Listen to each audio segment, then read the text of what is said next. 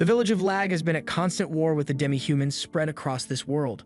One of the soldiers, Kai, teams up with his friend Manso to take down one of the gorilla monsters, but even the power of friendship isn't enough to help him because Kai's fighting skills are absolute garbage.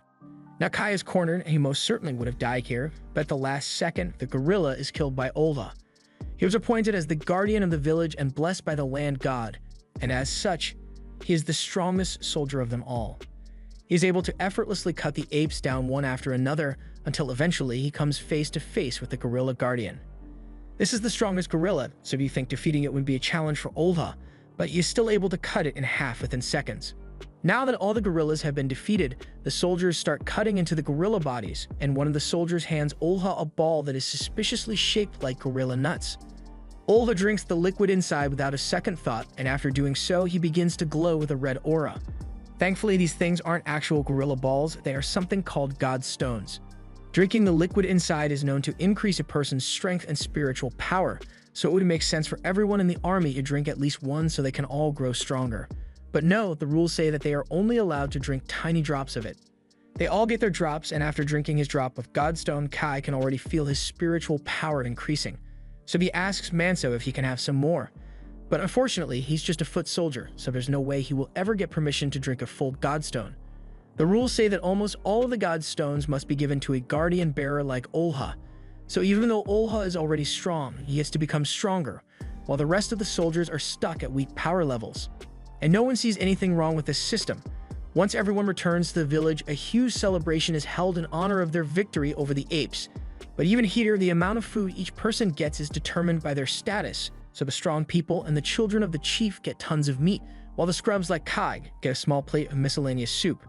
The soup doesn't actually taste that bad, but Kai wishes he could get some of the good food too, but that will never happen while he's still a low-level soldier, so he vows to train and get stronger so he can raise his status. Immediately after the banquet is over, Kai heads outside and starts training as hard as he can, but it's hard for him to train well when you've barely gotten any food to eat all day. He yells out that he really wishes he could eat some rice balls right now, and a few moments later, Manso shows up and asks Kai what rice balls are. Kai says he isn't exactly sure because the word just randomly spawned in his brain one day, but he gets the feeling that rice balls would be tasty. There's something Kai has been wanting to talk about, so he points over to the hill where the village buries its fallen soldiers, and that particular hill is for all the people who had families. It is constantly visited and maintained by the families of the fallen, but in contrast, the hill next to it is an absolute mess. It is filled with the gravestones of people that no one cared about, so nobody bothers maintaining it at all. Orphans like him are bound to end up buried in a place like that once they die, with no one to visit their gravestones and no proof that they ever lived in the village. That's why Kai wants to grow stronger and survive long enough to live a meaningful life. And to do that, he has no choice but to eat his tiny food portions and train harder than anyone else. But even that wouldn't be enough to ensure his survival. He would need some kind of special ability to give him an edge on the battlefield, but he's not sure what he could use. At the same moment in the castle, Olha and his sister Jose are walking to their father's room. Olha tells Jose that she doesn't need to concern herself with war briefings because she isn't expected to fight like Olha. Even so, she tells him she wants to defend the village as well, but Olha dismisses her and says a daughter of the chief's family doesn't need to learn how to fight, and no matter how much she begs, he won't allow it. Jose thinks it's unfair that she doesn't get to fight in battles just because she's a girl. As if to rub it in, when she looks out the window, she sees Kai and Manso having fun and training. Since Manso is older and stronger than Kai, he's way better at fighting than he is, so Kai can't do much aside from play defense. Manso tells him he will never get stronger if he doesn't learn to attack, so Kai tries attacking, but when he does, he leaves himself wide open. So Manso is able to knock him back, causing him to fall to the ground and hit his head. As a result, Kai gets a massive concussion. He begins seeing memories of his past life in Japan come flooding back to him. And as his mind flips through memories, he distinctly recalls the word magic. However, when finally regains consciousness, he has no idea what magic means because the word doesn't exist in this world. This isn't the first time Kai has seen unfamiliar memories, and apparently in this world, there are plenty of people who see similar visions, but Kai doesn't think this is worth telling anyone about. Sure, the memories taught him about things like rice balls and magic, but that information is useless to him here, especially since magic was just a fairy tale in Japan anyway. But if he were somehow able to use magic, he would be able to show off during their next battle, and that would definitely raise his status. Meanwhile, over in the castle, the chief has just received a letter from one of the neighboring villages, and it sounds like the other village is being attacked by orcs, So in accordance with the alliance agreement between the two villages, the people of Banya are required to go help as soon as possible. The chief doesn't like the fact that he has to send the soldiers into battle again, even though they have barely gotten a chance to rest and recover from the battle against the apes. But Olda tells him that it is a soldier's duty to be marched around and to die for the village, so they don't have any right to complain. However, the chief reminds him that the soldiers are still a part of the village as well, so he shouldn't treat them as disposable pawns. Back in the barracks, Kai is having trouble sleeping because he can't get the idea of magic out of his head. Manso can tell that something is bothering him, so he asks what's wrong. Kai tells him it's not a big deal, but he had a dream about being able to create fire out of nothing, as strange as it may sound. He fully expected Manso to tell him he sounds stupid, but surprisingly, Manso says he has heard about something similar before. He was once told a story about a strange traveler who came to the village. The man wanted to start a fire, but he had no kindling on him, and normally, it would be impossible to make a fire without gear. But the man simply raised his finger and created a flame from thin air. Kai is surprised to hear that there's actually a record of someone using magic, but Manso reminds him that he only heard it from an old story, so there's no guarantee that it is true. Even so, hearing that story has motivated Kai to try learning to use magic, so the next day he heads out and finds a secluded spot so he can start training. He still isn't sure how magic works, but from what he can recall, magic requires some sort of mysterious energy, and the closest thing Kai can think of would be spiritual energy, so he tries using that. He holds out his finger and commands his spiritual energy to come out as fire, but it's not that easy. He realizes that he probably needs to gather his spiritual energy, so he begins trying to circulate it through his god's stones, but nothing happens no matter how much he tries. Meanwhile, orcs have been sighted just outside the neighboring village, and they've already killed a dozen soldiers, so the rest of the soldiers assemble to fight back. The soldiers wait outside the forest to see if the orcs are still there, and as soon as they spot the orcs, they charge in. The orcs begin attacking as well, but Manso manages to stab one through the heart immediately. Kai decides to rush ahead so he can get a kill as well, but then one of the orcs throws a dead body at him, and it pins Kai against a tree. The orc then walks up to him, and it is about to kill Kai, but before it does, it is shot by several arrows and is finished off by Manso. Manso yells at Kai for running ahead on his own and tells him to get back into the formation, but it looks like Kai hurt his leg when he got hit, so he can't walk on his own anymore. Meanwhile, Olha is decimating the orcs, and once they realize he's way too strong for them to beat, they all start retreating, and Olha refuses to let them get away, so he ditches all the other soldiers and chases after the orcs. That pretty much leaves them to deal with the remaining orcs on their own, and considering how hard it is for them to fight the orcs on their own, the soldiers are cooked. The squad leader orders all the soldiers to run and scatter so most of them can survive. But with Kai's injured leg, he and Manso have no chance of escaping the orc. Kai doesn't want to drag his friends down with him, so he stops Manso and tells him to go on without him. Manso doesn't want to leave Kai behind, but he knows he has no choice, so he apologizes and promises to visit his grave. Manso then runs off in one direction and Kai hobbles away in the other direction.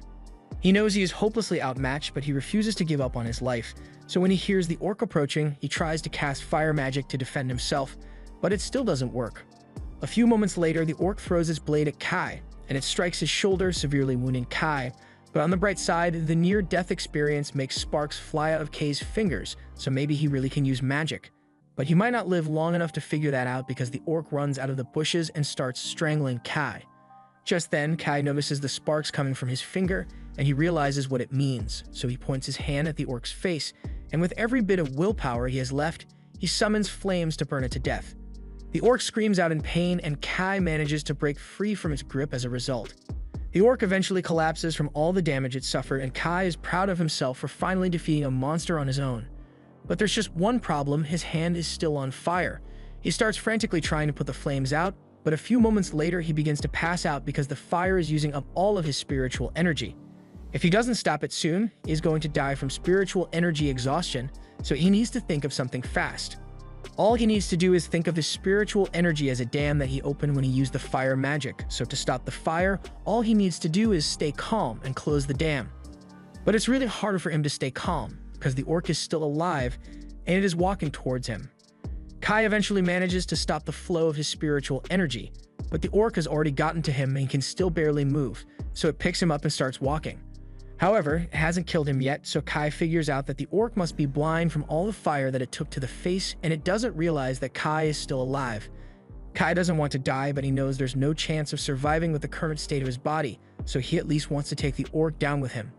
So as the orc walks next to a cliff, Kai slashes it across the chest and both of them fall into the river below. Kai somehow manages to survive the fall and drags himself out of the water with his knife, but he is still dangerously low on spiritual energy, so he needs to act quickly if he wants to survive. He spots the orc's body nearby and this time is definitely dead, so he uses his knife to cut into it and pulls out the orc's god stone.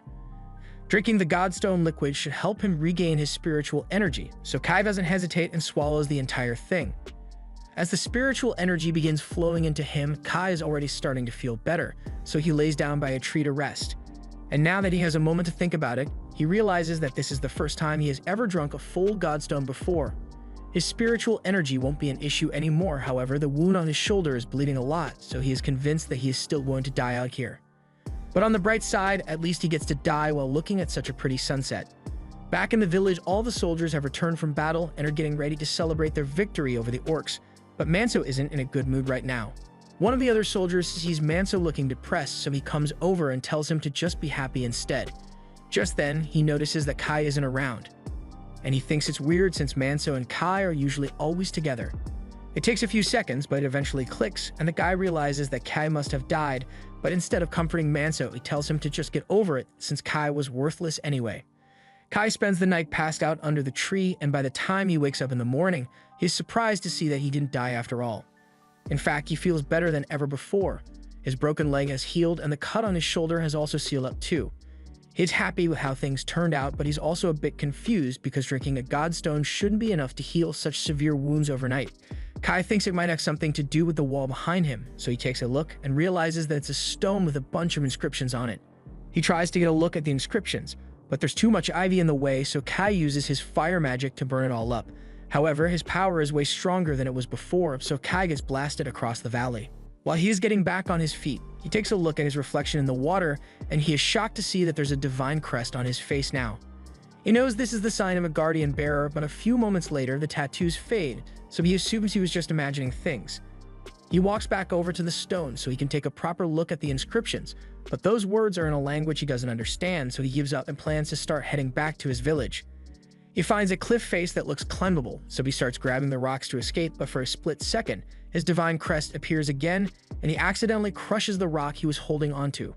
He falls back into the valley, and initially he thinks the rock must have been weak, but then he grabs another rock and he is easily able to crush this one as well. He realizes that he must have gotten a major power boost from drinking the godstone, and Kai is really happy about it. But while he is celebrating, he hears a voice telling him to go, and he doesn't want to find out where it came from, so he starts climbing the cliff at full speed. Once he gets to the top, he is amazed by how easy that was, and he is even more excited about his new strength than he was before. But he wonders if this is really the power of God's protection. The divine crest as a symbol of a guardian bearer is said to be granted by the land gods, but Kai doesn't recall ever getting power from a god. It might have happened while he was unconscious, but until Kai knows all the details, he had better keep this a secret from the other villagers for now. Back in the village, Manso has just finished making a grave for Kai, but just then, Kai comes walking up like nothing happened. Manso is really happy to see Kai again, and things pretty much go back to normal after that, with Kai going back to his usual duties. Only this time he's really good at his job. He was only meant to plow a small section of the field, but before he knew it, he had plowed the entire thing, and he barely even broke a sweat. Kai panics for a second because he is worried that his divine crest might be visible, but after looking at himself in the water, he realizes his secret is still safe. The crest probably only appears when he is trying his hardest to do something, so as long as he doesn't work too hard, he should be fine. The others ask him if something happened because he seems way stronger than before, and Kai can't think of an excuse, so he just admits that he drank the godstone of the orc he killed. The others are shocked to hear that since regular soldiers like them don't get to drink full godstones, but since Kai was injured and about to die, he had no choice. In fact, on his way back to the village, he had to drink the godstones of almost 40 orcs that he came across on the battlefield. So the others now understand why Kai is so strong, and Manso congratulates him for making it back alive. Meanwhile, one of the village women, Elsa, is spending a lot of time staring at Kai, so her friends start teasing her over it. At the same time, over in the village, Princess Joes goes over to the storage house to meet with the inventory checker. He tells her that he has finished preparing all the grave offerings, so she can depart for the grave cleaning whenever she wishes. Early the next morning, Kai is out practicing with his fire magic, and it has definitely gotten stronger since last time. But while he was doing this, Joe walks up and asks him to explain himself because he looks pretty suspicious right now. Kai can't disobey a direct order from the princess, so he tells her all about his fire ability. However, Joe doesn't seem too surprised by it since she has heard about similar abilities before. Although, ability users are usually members of special families or monks, so Kai is a bit of a rare case. Especially since he doesn't seem tired at all, even though he must have used a lot of spiritual energy. Bose recalls hearing a rumor that Kai suddenly became stronger after eating a bunch of godstones, so he must have a larger pool of spiritual energy than the average person. Koz asks Kai to train with her, and he has no right to refuse, so a few minutes later, the two are fighting the practice spears. Kai may be a lot stronger than he was before, but Josie is a guardian bearer, so he can't overpower her without straining himself a little, but he also doesn't want to accidentally reveal his divine crest if he tries too hard, so he needs to be careful.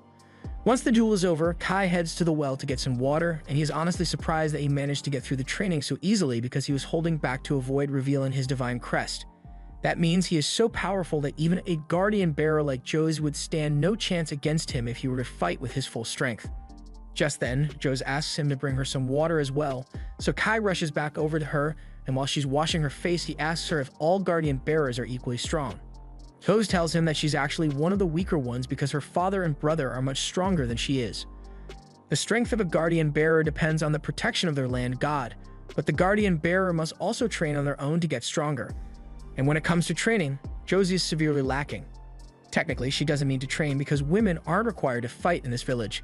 However, as a guardian bearer, she has a duty to protect the people of this village in battle, so she needs to get stronger as well. Besides, the duty of a guardian bearer isn't just to win battles. Kai is confused, but before he can ask her to explain, a rooster makes the morning wake-up call, and Joe's technically isn't supposed to be out here, so she has to get back to the castle before she is seen. Before she leaves, Kai asks her if she can explain what she meant when she said guardian bearers do more than just win battles.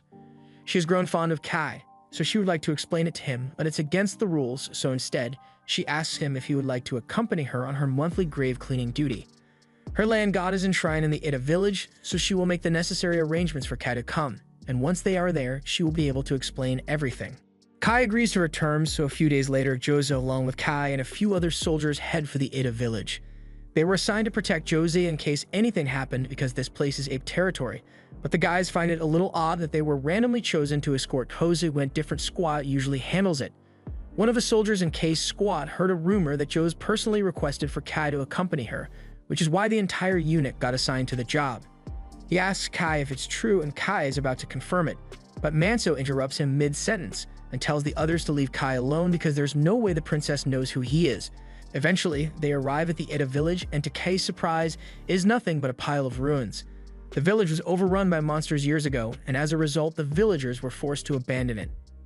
But there's still a gravestone here, and it is their duty to maintain it in the name of the land god.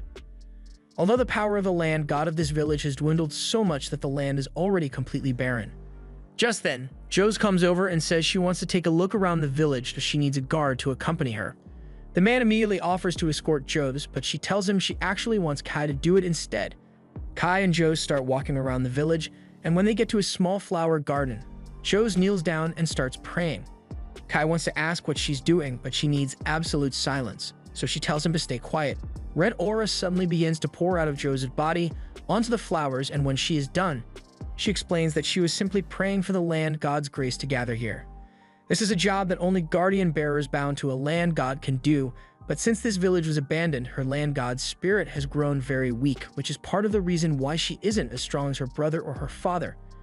And while the village of Lag is able to grow tons of good crops thanks to her father's strength, she is barely able to maintain this little flower garden with her power. For this reason, Jogues' father has never neglected his training because if he were to let himself grow weak, then it would be the end of Lag village as a whole. While land gods do grant power to the guardian bearers, that power is dependent on how strong the individual is, which is why all the guardian bearers have to train and drink a ton of godstones. Kai and Joes eventually return to the rest of the group, and it's time for them to clean the gravestone, so they all head down into the ruins while a few soldiers stay behind to stand guard.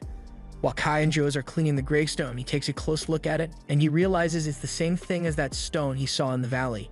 And when he touches the inscription on this one, all the words are automatically translated in his head.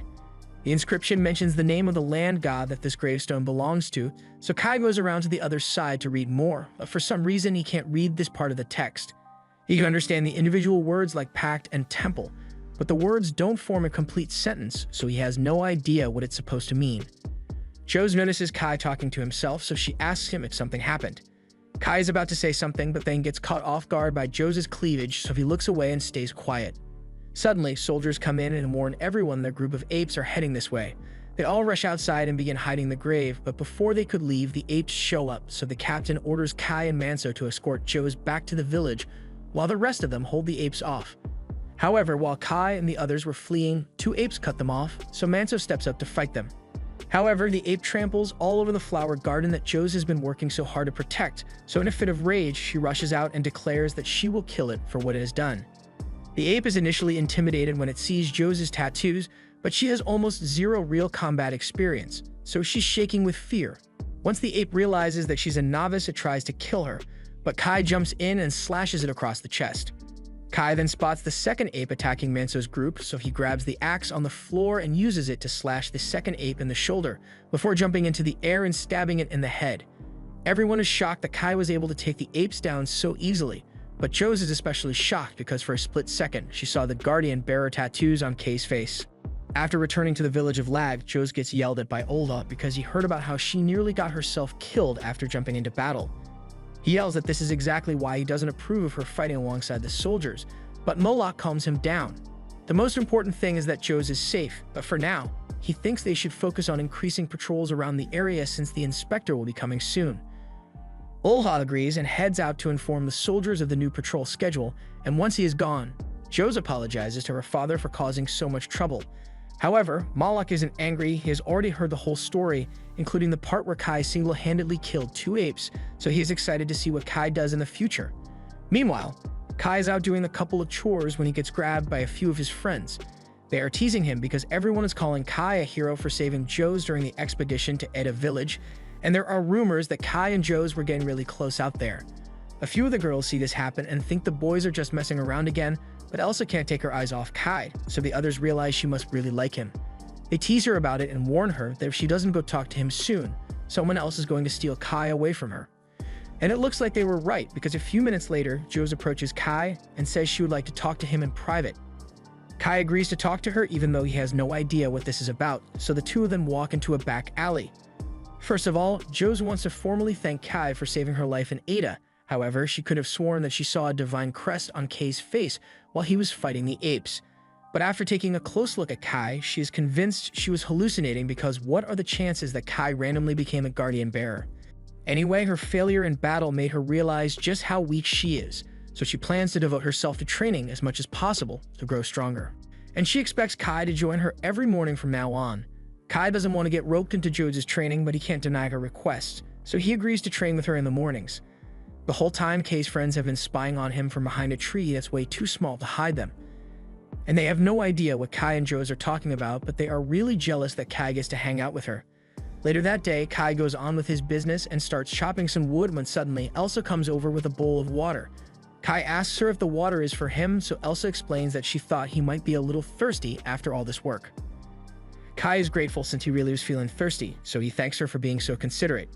Just then, one of Elsa's friends comes over and tells her to hurry up because they still have work to do. Kai just thinks she was being nice, but Manso knows what Elsa is trying to do, so he tells Kai he's a lucky man. Just then, Kai hears a strange bird call in the distance, and he recognizes it as the same one from the valley, but he's not sure why he's hearing it here.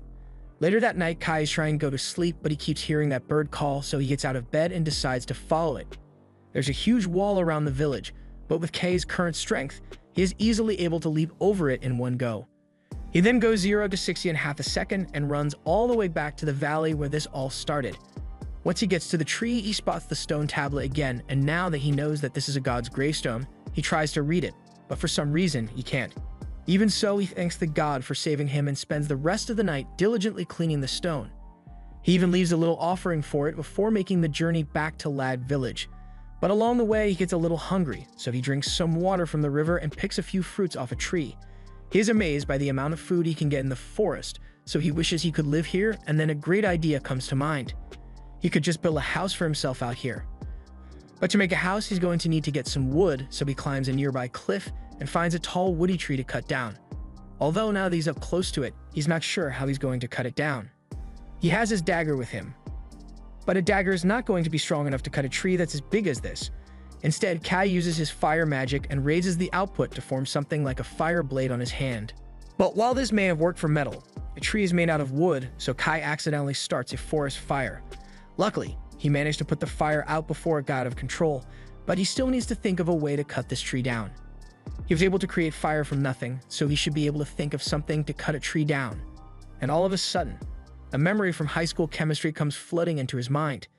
And Kai must have paid attention in class during his past life because he now remembers everything there is to know about molecular structures.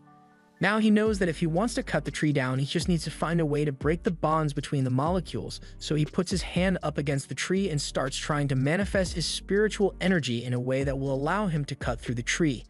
However, before he could get it to work, he hears something moving nearby, and it's coming from the direction of the valley, so he decides to go check it out. And as we look back at the tree, we see that Kai really was able to split the tree's molecules. Once Kai gets to the valley, he finds a group of children with climbing gear who look like they are about to climb down into the valley. Kai doesn't know what their intentions are, but it's his duty to protect that valley, so he jumps down fully prepared to smack a couple of children. But to his surprise, once he gets a bit closer, he realizes that these people aren't children. They're just short. Their leader steps forward and introduces himself as Pork, the chief of the Kora people. Kai has never heard of the Koras before, and he thinks it's strange that their leader is able to speak the human language fluently. He explains that he and his people have had some interactions with human merchants before, and apparently humans consider their goods to be of high quality. But that's not important right now. Pork wants to apologize for coming here without permission.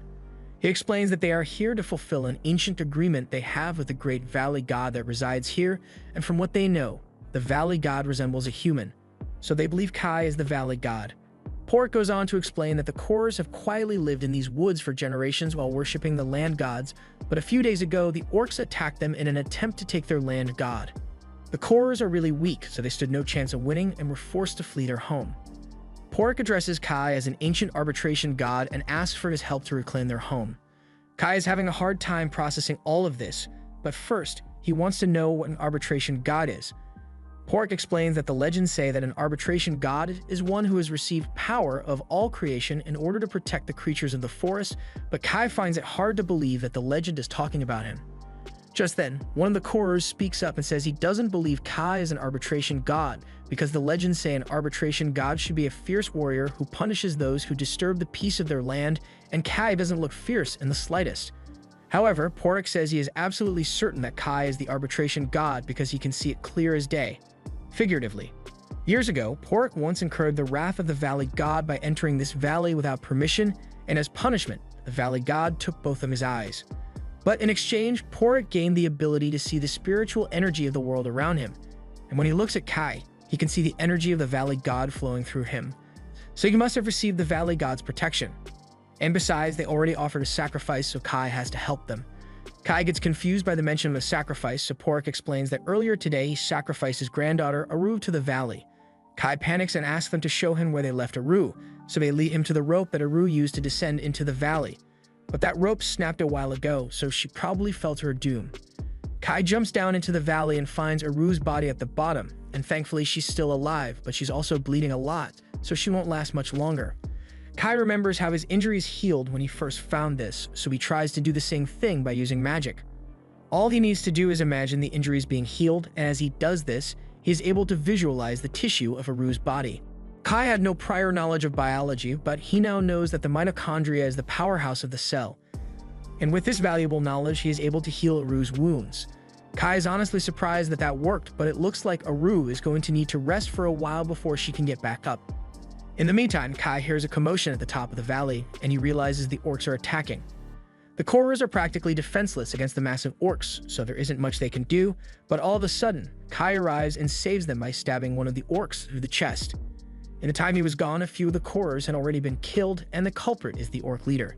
The orc leader displays its divine crest in an attempt to intimidate Kai, but its cleaver is still soaked with the blood of the Koras that it killed, so there's no way Kai is backing down until he gets his revenge.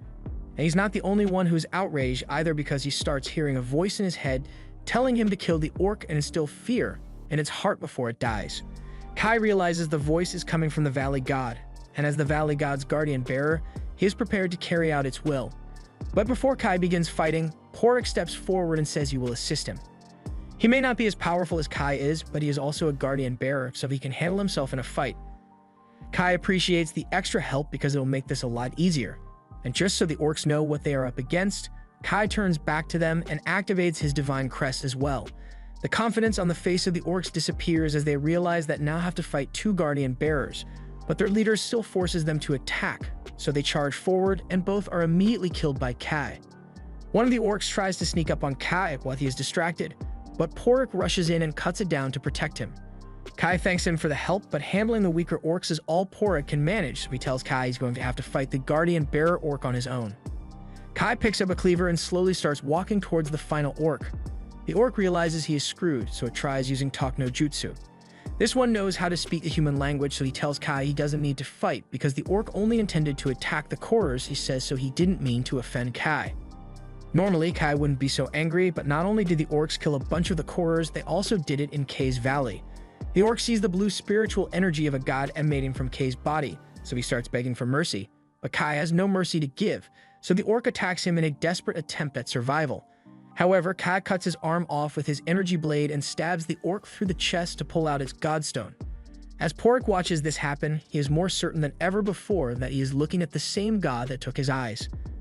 A god has watched over the world since before the age of gods, the arbitrator. This is the first time Kai has ever killed a guardian bearer, and Pork explains that when you drink a guardian bearer's godstone, you can inherit the power of the deceased guardian bearer. It is way more potent than a regular godstone, so it should give him a massive boost in power. Kai cuts the godstone in half, but before he drinks, he offers a portion of it to Pork. Pork asks Kai if he's sure about this, but Kai says Pork earned it when he helped fight against the orcs. Pork eventually agrees to accept it and thanks him for his generosity. They then drink the godstone, and Pork falls to his knees for a moment because the guardian bearer godstone has more of a kick to them than he anticipated. Kai seems to be fine at first, but a second later, he falls to the floor in agony. The Korers gather around and ask Kai if he's alright, but he tells them he just needs to rest for a bit, so he heads back down to the valley and warns them not to bother him or set foot in the valley without his permission. While Kai is resting, he has a nightmare from his childhood in this world. His original village was burned to the ground by a group of apes, forcing him to flee and seek refuge in Lag. The next morning, Kai wakes up and he is surprised to find himself covered by a blanket, and he is even more surprised when he realizes that Aru is sleeping next to him. He freaks out and asks Aru what she's doing, so she explains that she didn't want Kai to catch a cold, so she was keeping him warm. Kai may have saved her, but she was still sent here as an offering, so she swears to spend the rest of her life serving Kai to the best of her ability. Kai tells her he doesn't need to serve him, so she should just go home, but Aru says she can't do that. Pork told her that if she didn't fulfill her role as an offering, then great misfortune would befall all the Taurers, so she refuses to leave. Kai starts trying to convince her to go home anyway, but then he realizes the sun is up, so he needs to get back to the village of Lag before anyone figures out that he left. Kai jumps up the side of the valley, but he is shocked to see the rest of the Korers still waiting there for him. He thought they would have left by now, but while Pork is thankful that Kai saves them from the orcs, they don't really have anywhere to go. And since their old village was destroyed, they were hoping Kai would let them live here and devote themselves to the valley god. Kai kind of feels bad for them, so he agrees to let them live on the land surrounding the valley. However, he forbids them from entering the valley without his permission. He then gets ready to head back to Lag, but before he goes, Korers has something important he wants to tell him. A little while later, Kai returns to Lag, but as soon as he gets there, he has to deal with an upset Joes because he's late for their morning training session. She asks him what took so long, but Kai can't tell her he left the village to visit his valley, so he just says he overslept. A little while later, the chief approaches some of Kai's friends and asks them if they know where he is. Manso tells him that Kai is assigned to storage house duty today, so he should be near the castle, and once Vezin finds him, he challenges Kai to a duel. After hearing about how well Kai did when he protected Joes, Vezin wants to see how strong Kai is for himself. But of course, this is just a friendly mock battle, so he tells Kai he doesn't have to worry about getting killed. Kai is relieved that this isn't a death battle, but considering what Pork told him, he's going to have to be careful. He said Kai should keep his status as a guardian bearer hidden for now since it hasn't been long since he acquired his power and he will be an easy target until he masters it. That means Kai has to keep his divine crest hidden at all costs, so he needs to hold back against Vezin even though he is weaker. Vezin makes the first move, so Kai jumps out of the way and starts dodging all the strikes, but he is getting really worked up, so his divine crest is visible. Kai manages to calm himself down to make the divine crest go away, but he still needs to fight Vezin, so he charges forward and strikes him with a spear. Unfortunately, Vezin is so beefy that the spear shatters when Kai tries to hit him, so now Kai is forced to fight barehanded. And to Kai's credit, he doesn't give up, but just like man number 1 in the gorilla fight, Kai gets punted away. Kai just had the wind knocked out of him, so there's no way he can keep fighting, but luckily, Vezin was satisfied with his fight. He extends his hand to help Kai up, and since he has taken a liking to Kai, he says that from tomorrow onwards, he will personally train Kai. Kai doesn't want to do it, but he can't say no to an offer from the chief. Chose is amazed that Kai was able to hold his ground so well against her father, but Olva doesn't seem so impressed because he still thinks Kai is just a regular commoner. However, Jose is already busy thinking of her next training session with Kai. After Vezin leaves, Manso and the rest of Kai's friends come over to check on him. And once they know he's okay, they start laughing at him because he got stuck training with Vezin. With Jose and Vezin demanding Kai's attention all the time, he hasn't been able to leave the village for a while, but tonight he finally gets the opportunity to leave. Kai returns to the valley and he is excited to be back, but then he spots a house with a fire going and he gets mad because he thinks the Korras moved in despite his warning that this place was forbidden. However, when he goes to see who did this, he realizes it was just Aru. Kai forbade the Korras from entering the valley, but Aru never actually left, so she isn't breaking any rules. Plus, she has been preparing for Kai's return, so she brings out a plate of food she made for him. Kai was about to tell her to leave, but then he sees the food she made and all of a sudden, he doesn't mind letting Aru stay in the valley anymore. Aru asks him if he likes the food she made and Kai tells her it tastes great, but aside from the flavor, this is the largest meal he has ever had the pleasure of eating. He almost wishes he could stay here forever because his food portions back in the village are usually really tiny. But to Kai's surprise, the next day when he goes to the cafeteria to get his food for the day, he receives a decently sized portion. The lady tells him she's giving him extra because he has been working really hard lately. Kai is thankful for the extra food, but his friends get jealous, so they ask the lunch lady why Kai is the only one who gets special treatment. She then reminds them that they've been slacking off all day, so if they want extra food, they are going to have to work hard for it.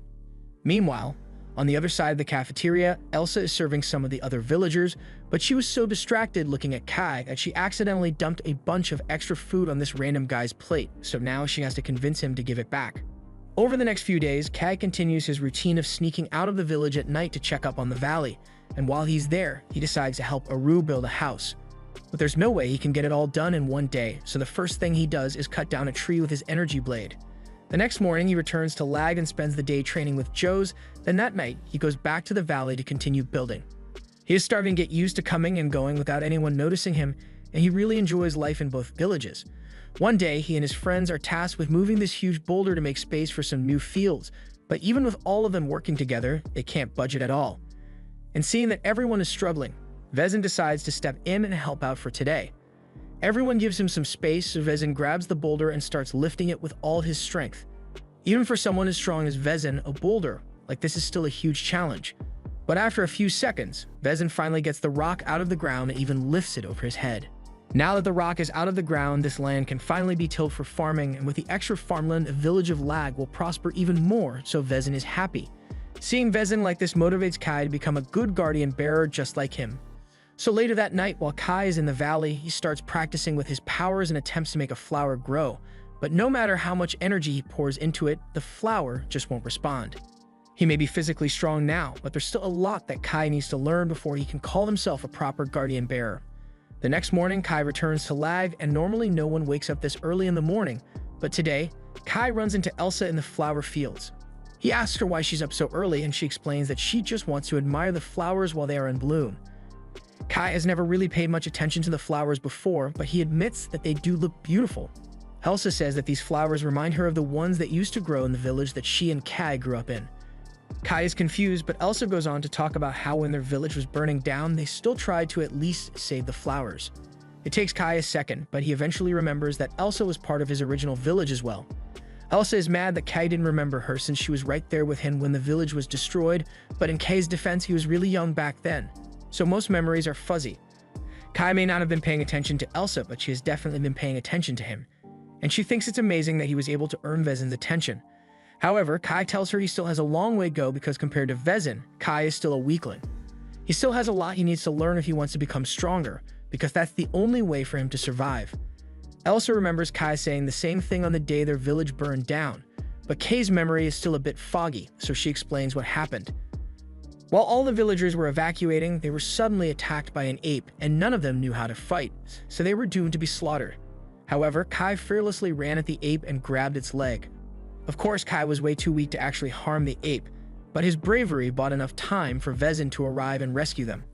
Kai was relieved that Vezin saved them, but he was also frustrated by the fact that he could barely do anything to help, so he swore that he would do whatever it takes to grow stronger.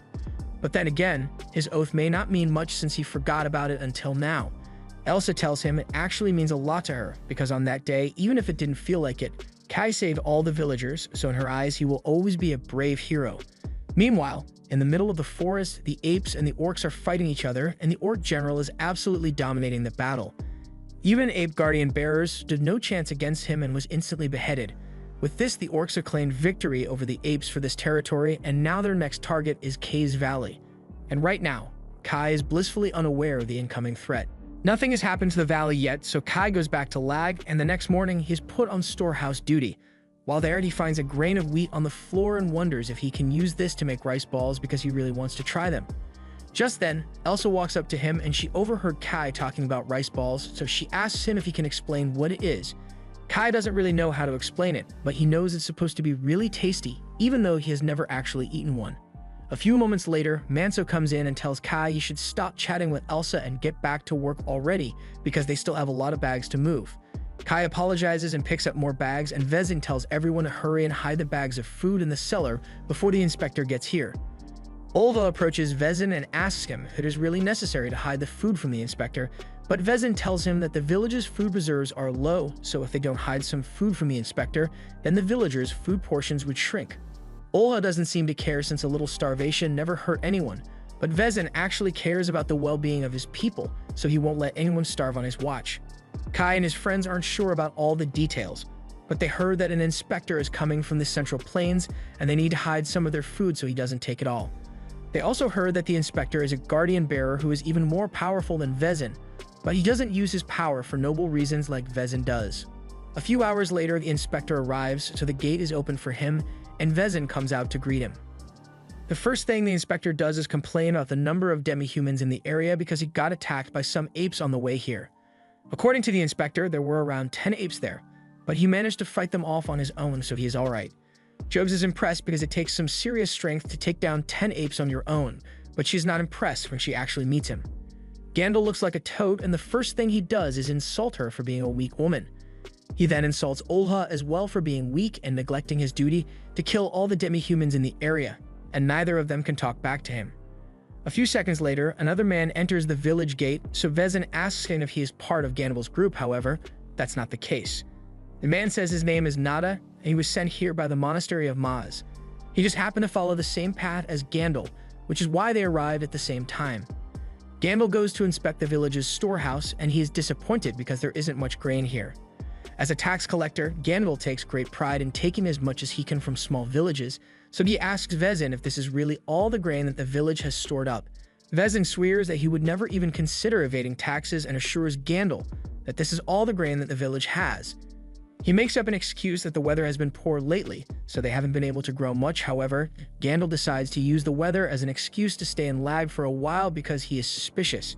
Mazin has no choice but to agree to Gandalf's request, but this basically means they are going to be forced to pay for all of Gandalf's luxury demands. Jobs doesn't like it, but Vezin tells her there's nothing they can do because Gandalf is an official inspector, and going against him is the same as going against the king. A little while later, Kai is walking outside when he sees Nada tending to one of the graves. He thanks him for looking after the graves, but Nada says he is just doing his job as a monk.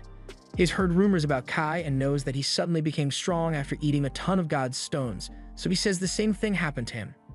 As part of his training at the monastery, Nada has had to eat a lot of God's stones, allowing him to become really strong.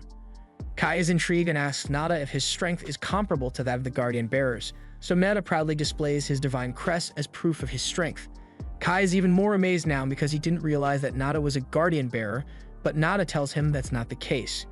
He may have a divine crest, but he never actually received protection. Kai had no idea it was possible to get a divine crest without a god's protection, but according to Nada, if you train hard and grow strong enough, you can potentially manifest a divine crest. While Kai and Nada are talking, Gandalf has just been served an extravagant meal in the castle, But he isn't satisfied with what he has received.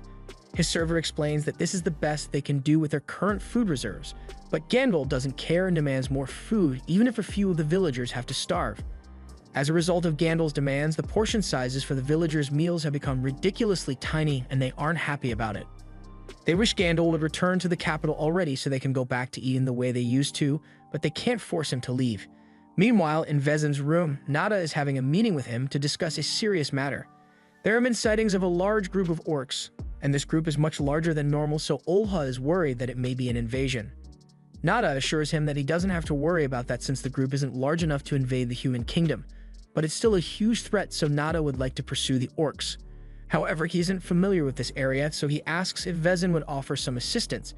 Vezin understands, so he says he will arrange for some people to escort Nada in his mission to hunt down the orcs. That night, Kai heads back to the valley and he has some bad news for Aru. He was chosen to be part of the squad that will help Nada track down the orcs that have been running loose in the area, so he won't be able to return her until the mission is over. Aru understands, but she is worried that Kai might never return to the valley again if he leaves. However, Kai assures her that he will return no matter what happens. After all, he is the guardian bearer of this valley, so he has a duty to protect it. Kai then climbs out of the valley to meet with Porik. He explains that he's going to be hunting a group of orcs that showed up in the area, and Porik suggests that they might be here looking for the group that Kai killed a few days ago. Kai thinks Porik might be right, but he doesn't think it will be a problem because he is prepared to handle whatever the orcs throw at him. The next morning, Gandalf is still lazing around like a bum while a squad is sent out to track down the orcs that Nada is looking for.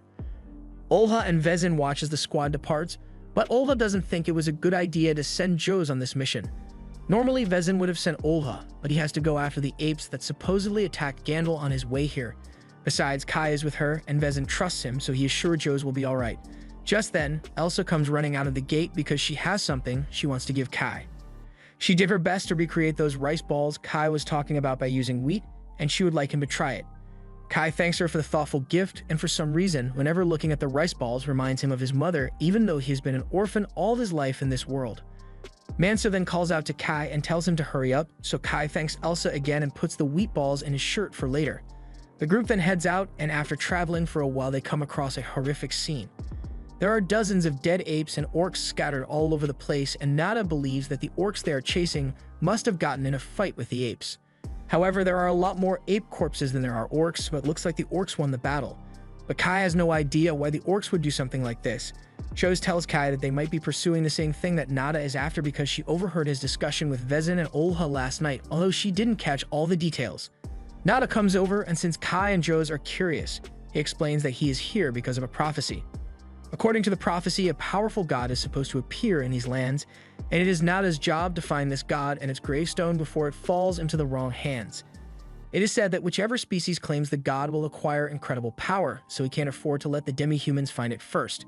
Kai asks what kind of god this is supposed to be, so Nada tells him it is a wild spirit that no one can control. It has unfathomable power, and it is impartial to good or evil, kind of like an arbitrator. After hearing this, with everything that happened in the valley, Kai realizes that the god Nada is looking for might be him, but he can't tell him that. The group continues walking, and after a while, they come across a village that is in complete ruin. Kai thinks the orcs might have had something to do with this, and before long believes this must have been the work of the orcs, and Joes immediately rushes forward because she wants to help the villagers who got attacked. Nada warns her that it could be dangerous down there, but she can't just ignore people who are in trouble. Once they arrive at the village, they discover that a lot of the homes have been destroyed, and there are a few dead Uzels on the floor over there. The Uzels are a quiet and peaceful species, so they aren't hostile towards humans, but whatever did this definitely was. Kai spots an orc axe on one of the fences, so everyone is immediately put on guard, and they tell Joes that they should get out of here before any more orcs show up. However, Joes thinks some of the Uzels may have been able to survive, so she's not leaving until she searches the village for survivors. Nada also thinks they should search the village, but mostly because he wants to take a look at the land got here. In that case, Manso asks Kai to go with Nada while the rest of them stay behind to guard Joes. As Joes and the others walk through the village, they discuss how strange this situation is. The village is completely empty, yet the damage to the buildings is minimal. Normally, orcs would cause much more destruction if they were going to attack a village like this. Just then, Joes notices some blood on the ground, and the trail leads over to a shed, so she thinks there might be an injured Uzel inside. Meanwhile, Kai and Nada head into the village shrine to take a look at their god's gravestone. It is pretty dark, so Nada decides to use his spiritual energy to create some fire, but Kai warns him not to draw too much attention because there might be orcs nearby. Nada is surprised that Kai is so calm because most people would freak out upon seeing a man create fire from nothing. He wonders if Kai has seen a technique like this before, but Kai can't exactly explain that he knows how to use fire too, so he just tells Nada he heard about it from a story. Although Nada doesn't seem to fully believe him. Back on the surface, Joes calls out to the person inside the shed and says she isn't going to harm them, but as she opens the door, the only thing that comes out is a dead orc. As for Kai and Nada, they have finally found the gravestone, so Nada takes out a little notebook and uses it to translate the words on the gravestone. Meanwhile, Kai goes around the back to secure the area, but to his surprise, he finds a Uzel girl lying on the floor. Kai and Nada take her back to the surface, and along with the Uzels, they found 3 orc corpses in total. Seeing as there are only 3 orcs, Nada realizes that this isn't the orcs' main force, and judging by the woman's clothes, it looks like she was this village's guardian bearer. The others are surprised to hear that since female guardian bearers like Joe's are rare. And according to Nada, the Uzel's guardian bearer was clutching the entire fight alone. Uzels by nature are very weak, so normally they could never hope to defeat even a single orc. Yet this woman was able to kill the 3 orcs to allow some of her people to escape, even if it did end up costing her life. And knowing that other female guardian bearers can accomplish such great things gives Joes hope that she can also be strong enough to fight and protect the things she cares about. They all hold a little funeral in honor of the dead Uzels and their guardian bearer, but it looks like the guardian bearer's godstone was taken, so her land god's protection was probably transferred to another person. Speaking of land gods, Menso asks if Nada found what he was looking for when they went down into the shrine, but the god here wasn't the prophesied one. There were only 2 paths after the Orc-Ape battlefield, so if only 3 orcs came this way, then that must mean that the main force went the other way. Kai takes one look at the map and realizes that the path Nada is talking about leads straight to his valley, so he immediately volunteers to run out ahead to check things out because he can't let the orcs invade his valley. Nada thinks it's strange that Kai seems so motivated about this, but he decides to let him scout ahead, so Kai takes off running. Meanwhile, in the valley, Porik and the other quarters have just learnt that a group of orcs is heading straight for this valley. Porik knows that without Kai here, they are pretty much doomed, so he tells Kechek to gather as many people as he can and hide while Porik faces the orcs. He is aware that he stands no chance, but as his people's guardian bearer, he can't sit around and let them be slaughtered, so he plans to hold them off and hope that Kai can make it here in time to save them. That same night, Olha and his men close in on the apes that were seen near Lag, and to his surprise, there's an entire camp of them out here, and they seem like they are preparing for an attack. His men suggest they should regroup with the rest of their squad and come back to attack later, but Olha doesn't want to wait that long. His men try to stop him because there aren't enough of them here to handle all the apes, but Olha doesn't care. It would be one thing if he were worried about the apes launching an attack while they retreat, but Olha's reason for wanting to rush into this fight is because he wants to gain Gandalf's approval. Fortunately, no one agrees with him, so Olha eventually agrees to return to Lag and regroup before attacking the apes. Meanwhile, the other group has set up camp near the destroyed village, and Kay's friends are wondering if he managed to find the orc horde or not. They can't do anything until Kai returns and tells them the location of the orcs, but it's been a while now, so they're starting to worry for Kay's safety. Joes is especially worried, so she starts wondering if she should have gone with Kai. She even considers running after him to try to catch up, but the others tell her she can't do that. Their job is to make sure that Joes is safe at all times, and Kai wouldn't want her to throw herself into danger for no reason. Nada comes up to Joes and tells her she doesn't need to worry so much because Kai is an incredibly capable fighter, so he probably won't die out there.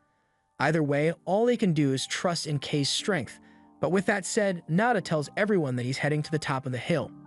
Manso asks him why he's going there, so Nada explains that he's going to pray for Kay's safe return, but in reality, he goes up there to perform a special technique that allows him to keep track of what Kai is doing. For some reason, he gets the feeling that Kai knows more about the Valley God than he is willing to admit, so Nada begins meditating and 2 glowing eyeballs appear above him. Nada then sends these eyeballs out into the forest to find Kai, and on Kay's end, he is currently running full sprint to make it to the valley before it's too late. Along the way, he notices a ton of orc footprints in the dirt, and it looks like all of them are heading straight for the valley. Just then, Kai hears some rustling in the bushes, and a few seconds later, someone jumps out and attacks Kai with a knife. Kai draws his own blade as well. He was ready to shank his attacker on the spot, but then he realizes it was just Kechek. The rest of the Korors come out a few moments later, and Kai is relieved that it wasn't an orc, but he is also curious as to why the Korors are out here in the first place. Porg explains that they heard orcs approaching the valley, so they came out here to confirm their movement and possibly hold them off. However, Kai says they didn't need to do all of that. He is the guardian bearer of the valley, so it is his job to protect it, but Kachek says he and the rest of the Korers also have a right to defend the valley because they've built their new village around it, so they won't abandon it. Kai is glad to know that the Korers will stick by his side, but just then, they hear a loud noise nearby, and after investigating, Kai realizes that the band of orcs really is coming this way. And unfortunately, the leader of the orcs spots him, so he's going to have to fight. While Kai is out risking his life, Gandalf is back in lag, stuffing his face and wasting as much of the villagers' food as he can. He disrespectfully smashes a plate on the ground and declares that as an inspector, everyone must treat him with the utmost respect, otherwise he will be forced to question their loyalty to the King of Humans. Elsa bends down to start cleaning up the plate that Gandalf smashed, but then Gandalf gets a good look at her and realizes she is really pretty, so he asks her what her name is. Elsa is a bit confused as to why Gandalf is talking to her, but she tells him her name, and then Gandalf demands that she pour him a drink. She knows exactly where this is going, and frankly, she's disgusted by the look on Gandalf's face, but with his status, she is in no position to refuse a direct request from him, so she doesn't know what to do. Fortunately, Adelia steps in and places a new plate of food on Gandalf's table to distract him from making any advances at Elsa. She then pours him a drink with a smile so he can't ask Elsa to do it, and even Gandalf is surprised by how quickly he got shot down. A little while later, Elsa thanks Adelia for her help earlier, but Adelia says it wasn't a big deal. Suddenly, Olha and his second-in-command return, and Olha is clearly pissed that he didn't get the chance to fight the apes, so he yells for someone to call his father so he can mobilize a larger squad to take them out. Back to Kai, one of the orcs is currently chasing after him, but as it tries to strike, Kai turns around and stabs it through the chest. However, while Kai's back was turned, another orc tries to sneak attack him, but before Kai could be hit, Kechak stabbed it in the neck. So far, they've managed to take down a good portion of the orc soldiers, so the rest of the orcs are starting to reevaluate their choices a little. But all of a sudden, their leader arrives and calmly begins walking out to the front line. It then displays its divine crest to intimidate Kai. But while Kai doesn't think there's anything special about it, Pork recognizes that crest is one of the rigged arrows. Kai has no idea what rigged arrows is supposed to mean, so Pork explains that among the orcs, there are 6 exceptional warriors with powerful land gods. These orcs are called the rigged arrows, and they are capable of far more than your average guardian bearer. Kai warns everyone to stay back because he's going to have to go all out to defeat the orc leader. Nada sees all of this happen and he had his suspicions before, but now that he has seen Kai's divine crest, he is certain that Kai is the one he has been looking for. The orc Kai is up against is named Adurakan, and he knows how to speak the human language, so he says something about being surprised that Kai's predecessor is dead. He hadn't heard any rumors about the Valley God recently, so it was difficult to track down, but then one of his troops got taken out around here. So he decided to track them down, and sure enough, it led him to the new Valley God. The Valley God begins speaking to Kai and tells him to kill the orc, but Kai was already planning to do that, so he charges forward and tries to stab him. But Adurakan blocks and strikes back, so Kai is forced to jump away to avoid getting hit. He then tries to stab Adurakan again, but this time, Adurakan simply smacks him away and calls Kai weak. Kai realizes he can't beat Adurakan in a head-on clash, so instead he ducks between Adurakan's legs and tries to stab him from behind, but even though he has a clear shot, Raken's skin is just too tough for him to pierce, so his spear snaps. However, Kai still has a plan, so as Raken swings at him, he ducks down and kicks the spear tip straight into Raken's side. This finally does some damage to him, and the Korers are excited because Kai might actually win this. But to everyone's dismay, Raken's wound closes up instantly, and once he is back on his feet, he immediately pins Kai to the ground. Kijek asks if all Guardian Bearers are capable of that, but Porrick tells him what Raken just did is not normal. In fact, he is starting to worry that Raken might be immortal. Raken lifts Kai up while the rest of the orcs cheer him on, and he calls Kai a sorry excuse for a god. Kai tries struggling to get himself free, but with Raken's grip on his throat, Kai's body eventually goes limp. Raken tells Kai that he's going to enjoy taking everything that he cares about from him. After he kills Kai, he's going to invade the valley and kill everyone there just for fun, but Kai refuses to let that happen. He musters as much strength as he can and grabs onto Raken's arm before blasting it with fire, and the pain from being burnt caused Raken to throw Kai to the ground. Kai is now back on his feet, so he can continue fighting, and the fires seem to work pretty well against Raken. So Kai turns up the heat and blasts Raken with even more flames. However, this time Raken doesn't burn. Instead, he runs through the fire and punts Kai away. The others don't understand how Raken could have survived that wall of fire, so Raken explains that his god's spirit is always protecting him. Reiken's god grants him the ability to heal from or nullify any attacks that he can understand, and now that he knows of Kei's fire trick, it won't work on him anymore. Kai is running out of options and weapons, so he pulls out his knife and takes a defensive stance, but he has no idea what he's supposed to do here. No physical attacks will work, and magic is pretty much useless against Reiken now, so all Kai can do is hope for the best. He tries to stab Reiken in the side, but the knife snaps on contact, so now he's really out of options. He then gets knocked to the ground by Reiken, and Kai is starting to look like he has lost the will to fight. The Corvers are really worried because Reiken's blessing is too strong for Kai to overcome, and Nada is concerned that if Kai dies here, then the Valley God's power is going to fall into the hands of the demi-humans. Reiken looks down at Kai and calls him a disgrace of a god, and Kai is racking his brain to think of something to do, because at this rate, the valley and everyone in it is going to be destroyed. Just then, Kai looks up and spots the rice balls that Elsa made for him, and seeing those rice balls reminds him of all the otherworldly knowledge he possesses. He suddenly remembers that he has one more trick up his sleeve, and it's all thanks to Elsa's gift. Reiken stands over Kai and mockingly asks if he is ready to accept his fate, but Kai is simply planning out his attack. The power of Reiken's god allows him to nullify the damage of any attack that he understands, but that only applies to things that people know about in this world. Kai doesn't understand much about these atoms and molecules that he recalls, but he knows for certain that neither Reiken nor his god have ever heard of them, so he shouldn't be able to nullify an attack from Kei's atom-splitting energy blade. As Reiken confidently raises his axe to crush Kei's skull, Kai rushes forward, and before Reiken even realizes what's happening, Kai uses his energy blade to slice between Reiken's atoms and sever his arm completely. Reiken has no idea what happened, and the Corvers are just as confused because they thought Reiken's blessing protected him from all harm. But Reiken clearly just lost an arm, so Kai must have done something different. Reiken refuses to believe that he is losing, so he charges at Kai again, but that clearly wasn't a smart move because Kai slashes him across the chest, and in a matter of seconds, Reiken falls to the ground and draws his last breath. Nada saw the whole thing happen, and he is amazed by the things Kai is capable of. Not only can he use fire magic, but he was also capable of using magic that Nada has never seen before, so he's going to be cautious. Meanwhile, back at the ruined village, Manso is standing guard next to Joe's when all of a sudden, she collapses to the floor. Manso panics because he has no idea what's wrong with her, but then he and the others see a wound on her leg, and it looks pretty bad.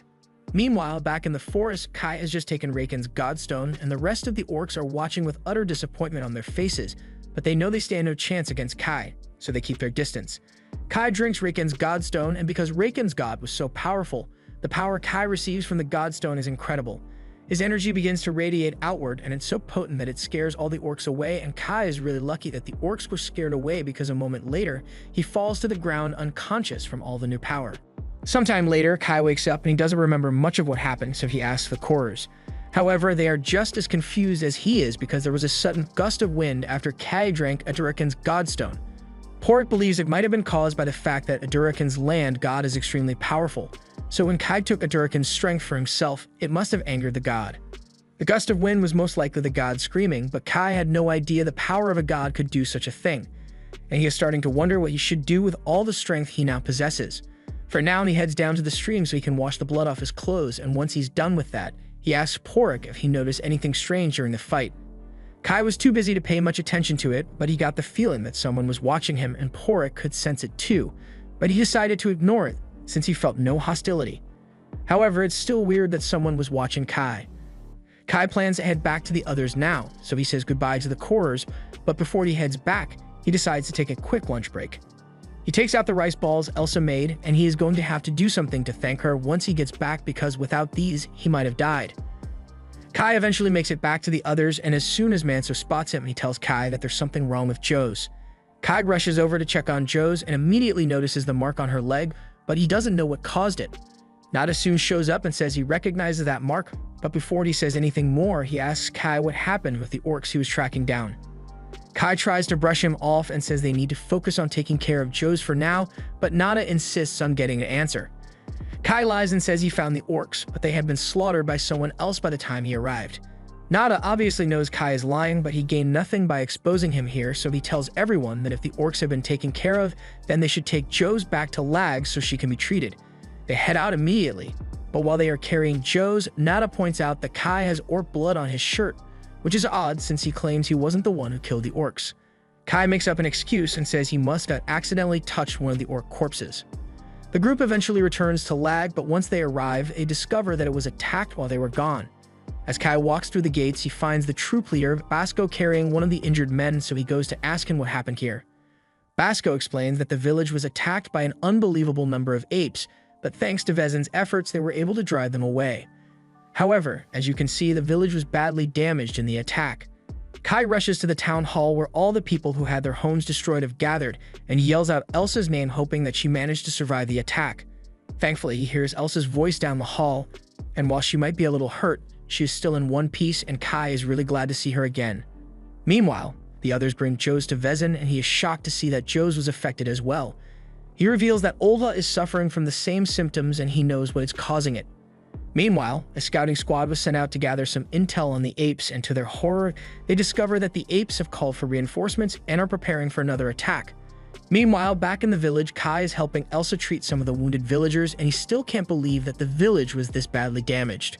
When the attack initially happened, Elsa ran here with her mother and younger sister. She was really scared, but recalling Kay's face made her feel safe. And as soon as Elsa says those words, Granny knows she and Kai are about to have a moment, so she excuses herself.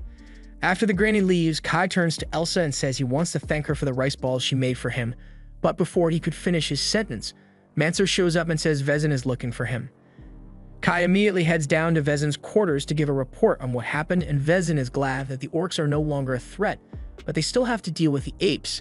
Kai asks about what happened to Joes and Olha, so Vezin tells him the apes put a curse on the land gods of Joes and Olha to take out the village's strongest fighters, and according to the scouts Vezin sent out earlier, it looks like the apes are going to launch another attack soon. Nada tells Vezin that if the curse is lifted, then Olha will be able to fight again, so he asks Kai to accompany him to dispel the curse. And the reason he is asking Kai is because he has faith in Kay's strength. Vezin also trusts Kai, so he wishes him luck and tells Kai that he will have to go to Olha's god in Elg and Jose's god in Ada. The survival of Lag hangs in the balance of this mission, so he is counting on Kai, and for the sake of Jose, Kai swears he will do his best. He and Nada then leave Vezin's room, but while heading down the stairs, they overhear Gandalf yelling that even in this crisis, he is still being a total freeloader. Kai wishes Gandalf would do something to help the situation since he is a guardian bearer, but with how much of a bum Gandalf is, Nada doesn't think he is going to be of any use. Anyway, Nada needs to prepare a few things for the trip, so he tells Kai he will meet him over by the North Gate when he is ready. In the meantime, Kai goes to see Elsa and finally thanks her for the rice balls she made. Elsa is glad that her gift helped Kai out on his mission, but Kai tells her he has to go on another mission today. However, he assures her that he will be back as soon as possible, and when he returns, he promises to take Elsa somewhere very special. Elsa holds Kay's hands and tells him she will be looking forward to it, but as Kai leaves, she is already starting to miss him. Kai eventually meets Nada at the North Gate, and Nada seems to have received a bag from Vezin to help with dispelling the curse. Jose and Olha are still in a lot of pain. Unfortunately, Kai and Nada have just arrived in the village of Elg, where Olha's land god is enshrined. If the apes really went out of their way to place a curse on the gravestone here, then they must be guarding it to stop anyone from dispelling the curse. Nada says he will go take a look, so he begins using his surveillance technique, and Kai recognizes it as the same thing he sensed during his battle against the Adurakan. Nada tells him this technique is called Thousand Eyes, and it is a secret technique that he learned at the monastery so he can see anything, no matter how far away it is. Once Nada is done, he tells Kai that there are only 5 apes guarding the gravestone, so the 2 of them should be able to handle it. As soon as they arrive at the gravestone, Kai springs into action and cuts the throat of one of the apes, following it up by stabbing 2 more. He then goes over to Nada to assist him, but Nada is clearly strong enough to handle himself in a fight. Kai is impressed by how skilled Nada is, but he failed to realize that his divine crest is visible. Nada already knew about this, but now that he has seen it with his own eyes, he gets down on one knee and asks Kai to use the power of the savage god to benefit the unified kingdom of men. Kai tells Nada there is no need for him to bow his head, but Kai really doesn't want to talk about this right now, so he says they should take care of the curse on Olha's land god. Nada agrees to drop the topic for now, so he begins cleaning up the gravestone while Kai stands guard. While Nada cleans, he explains to Kai that the unified kingdom needs a new and powerful god, but not just because they are trying to make the kingdom stronger. The truth is that the human kingdom is declining with each passing year, and the reason is because of people like Gandalf. The most powerful guardian bearers of the kingdom have become blinded by authority and the luxury it provides them, and as a result they have become lax in fulfilling their duties. This has severely diminished the power of the gods that support the king, and if nothing is done, the situation will continue to get worse. Nada explains that if the kingdom were still as strong as it once was, then reinforcements could have been deployed to assist during disasters like this. But with things as they are now, the number of tragedies will continue to rise year after year because their current roster of gods can't support the king anymore. That's why Nada has been looking for a new god to strengthen the kingdom, even if it means tearing down the current hierarchy. Nada then begins the ritual to dispel the curse, so Kai asks him what he is pouring on the gravestone. Nada explains that the god of Elg serves the god of Lag, so by pouring the blood of its guardian bearer, Vezin, the curse can be lifted. Once the blood vanishes, Nada tells Kai that the ritual is complete, so they need to move on to the village of Ida so they can dispel Jose's curse. Along the way, Nada begins giving another speech about how the world is changing. He points out the fact that the apes were so desperate that they were willing to weaken the land gods and destabilize the land just to win. Kai asks what he means by desperate, so Nada explains that according to his research, the ape nation is facing a great threat, one that may force them to abandon their homes, which is why they are invading the human nation to find a new place to live. It's the same with the orcs that Kai killed yesterday because they were looking for a new god in order to face the being that is threatening them in the north.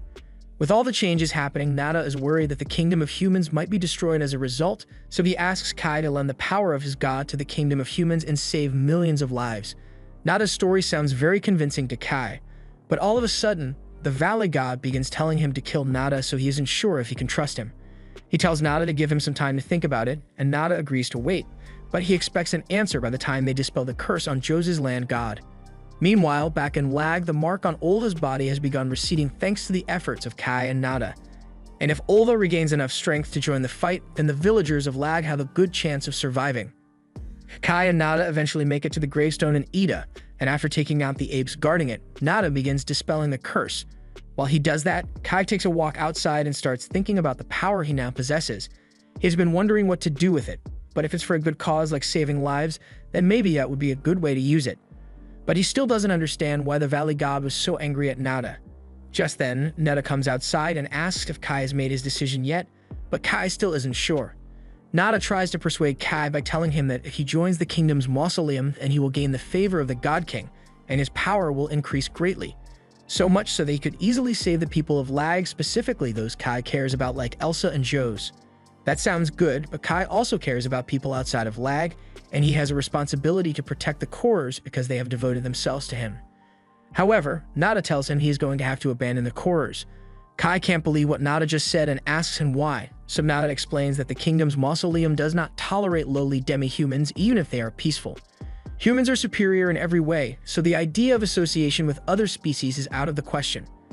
Kai asserts that the Korers are lowlives, but Nada completely ignores him. He then asks Kai to use his power for the humans and only humans, but if those are the terms of joining the kingdom, then Kai says he will have to refuse.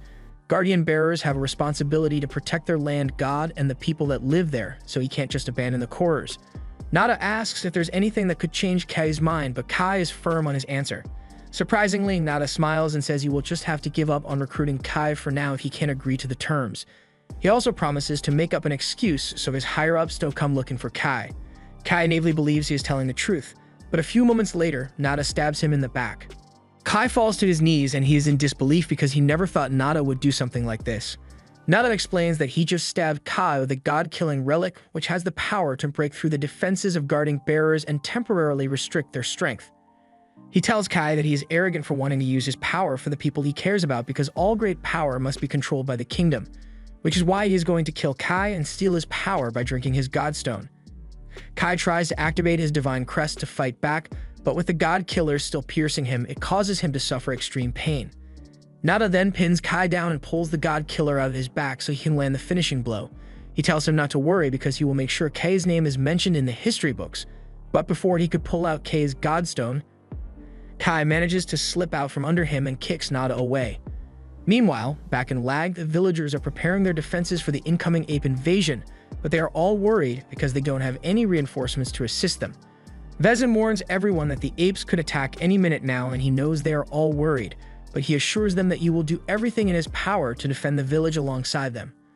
All the able-bodied villagers are gathered outside in preparation for the battle, while those who were injured in the last attack are getting treated within the castle walls, including Elsa and her family. Back on Kai's end, Nada is trying to convince Kai to just let himself be killed for the sake of the human kingdom. He says the god's power could save countless human lives, and Kai doesn't doubt that, but he also needs to protect the people in his valley so he won't let Nada steal his power. Nada sees that there's no way Kai will ever change his mind, and his surprise attack failed, so he is prepared to fight him to the death. However, before Nada could make a move, an ape comes out of nowhere and attacks him with an axe. At the same time, the attack on the village has just begun, and the villagers are doing their best to hold their ground, but the apes are really good at throwing rocks, so they won't last long. That's when Vezin steps out to handle things personally. But deeper in the forest, the chief of the apes is approaching the battlefield, and he must have upgraded their tech tree because now the apes are throwing flaming rocks at the village. Back on K's end, a huge rock is thrown at Nada, so he is forced to retreat, but while he is running, he gets chased down by the ape and is attacked with an axe, so he is forced to fight back.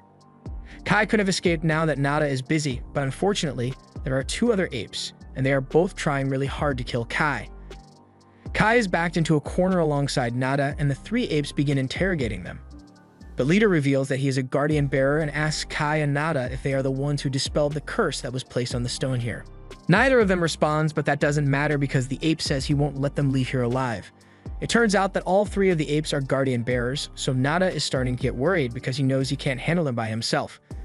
However, once Kai realizes that these are the apes who cursed Joes and Olha, he gets up with rage in his eyes and tells them they are going to pay for that.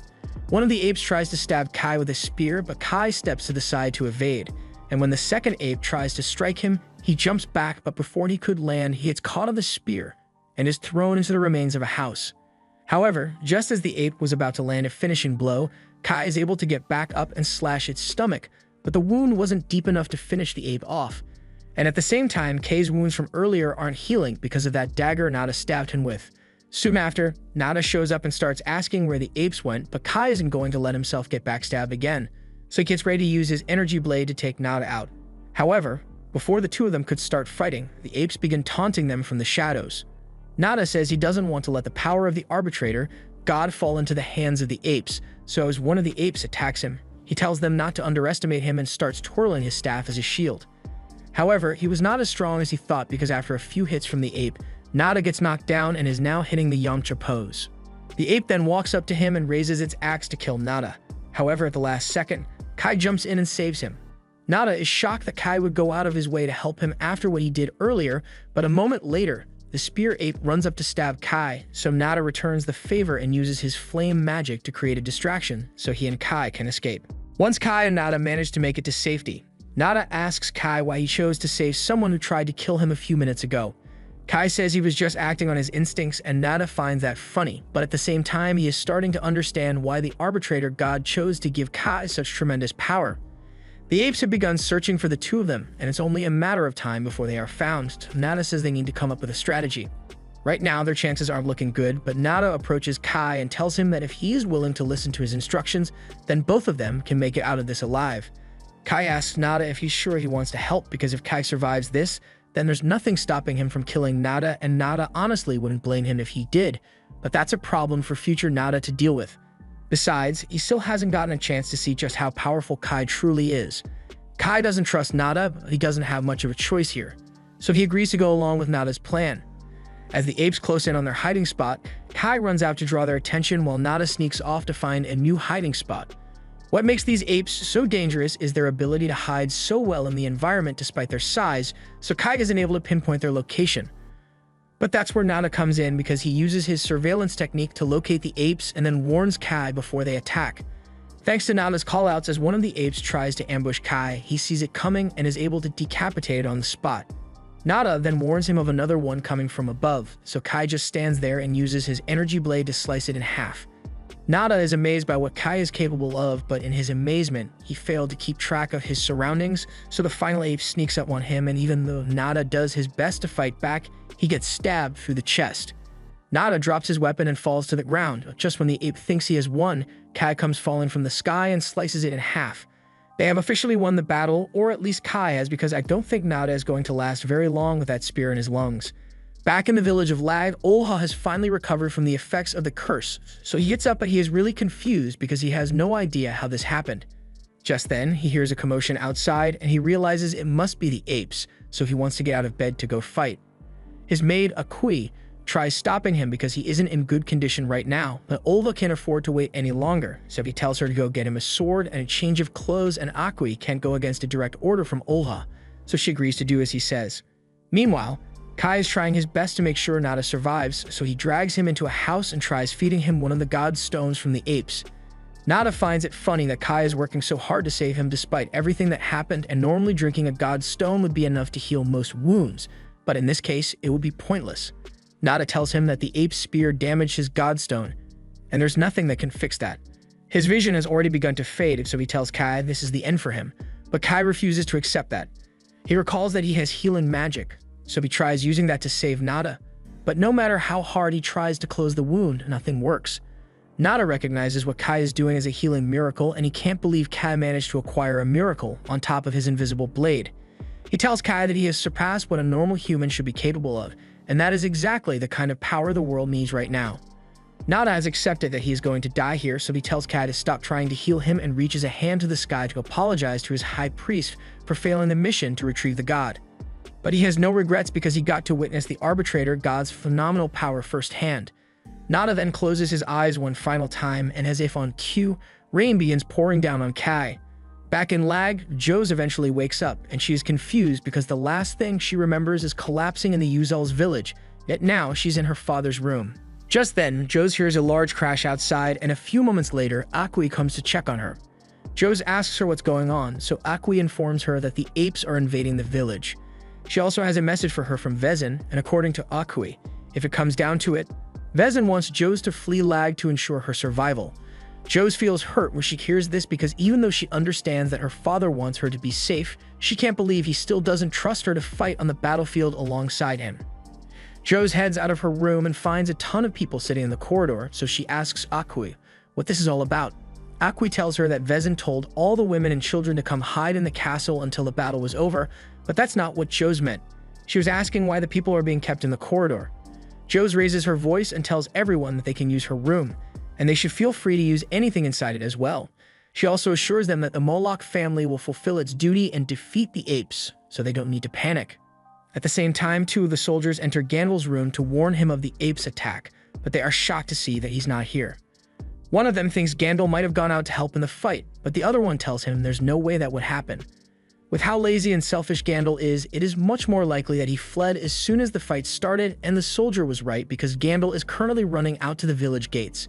Just then, a rock comes flying his way and Gandalf freaks out.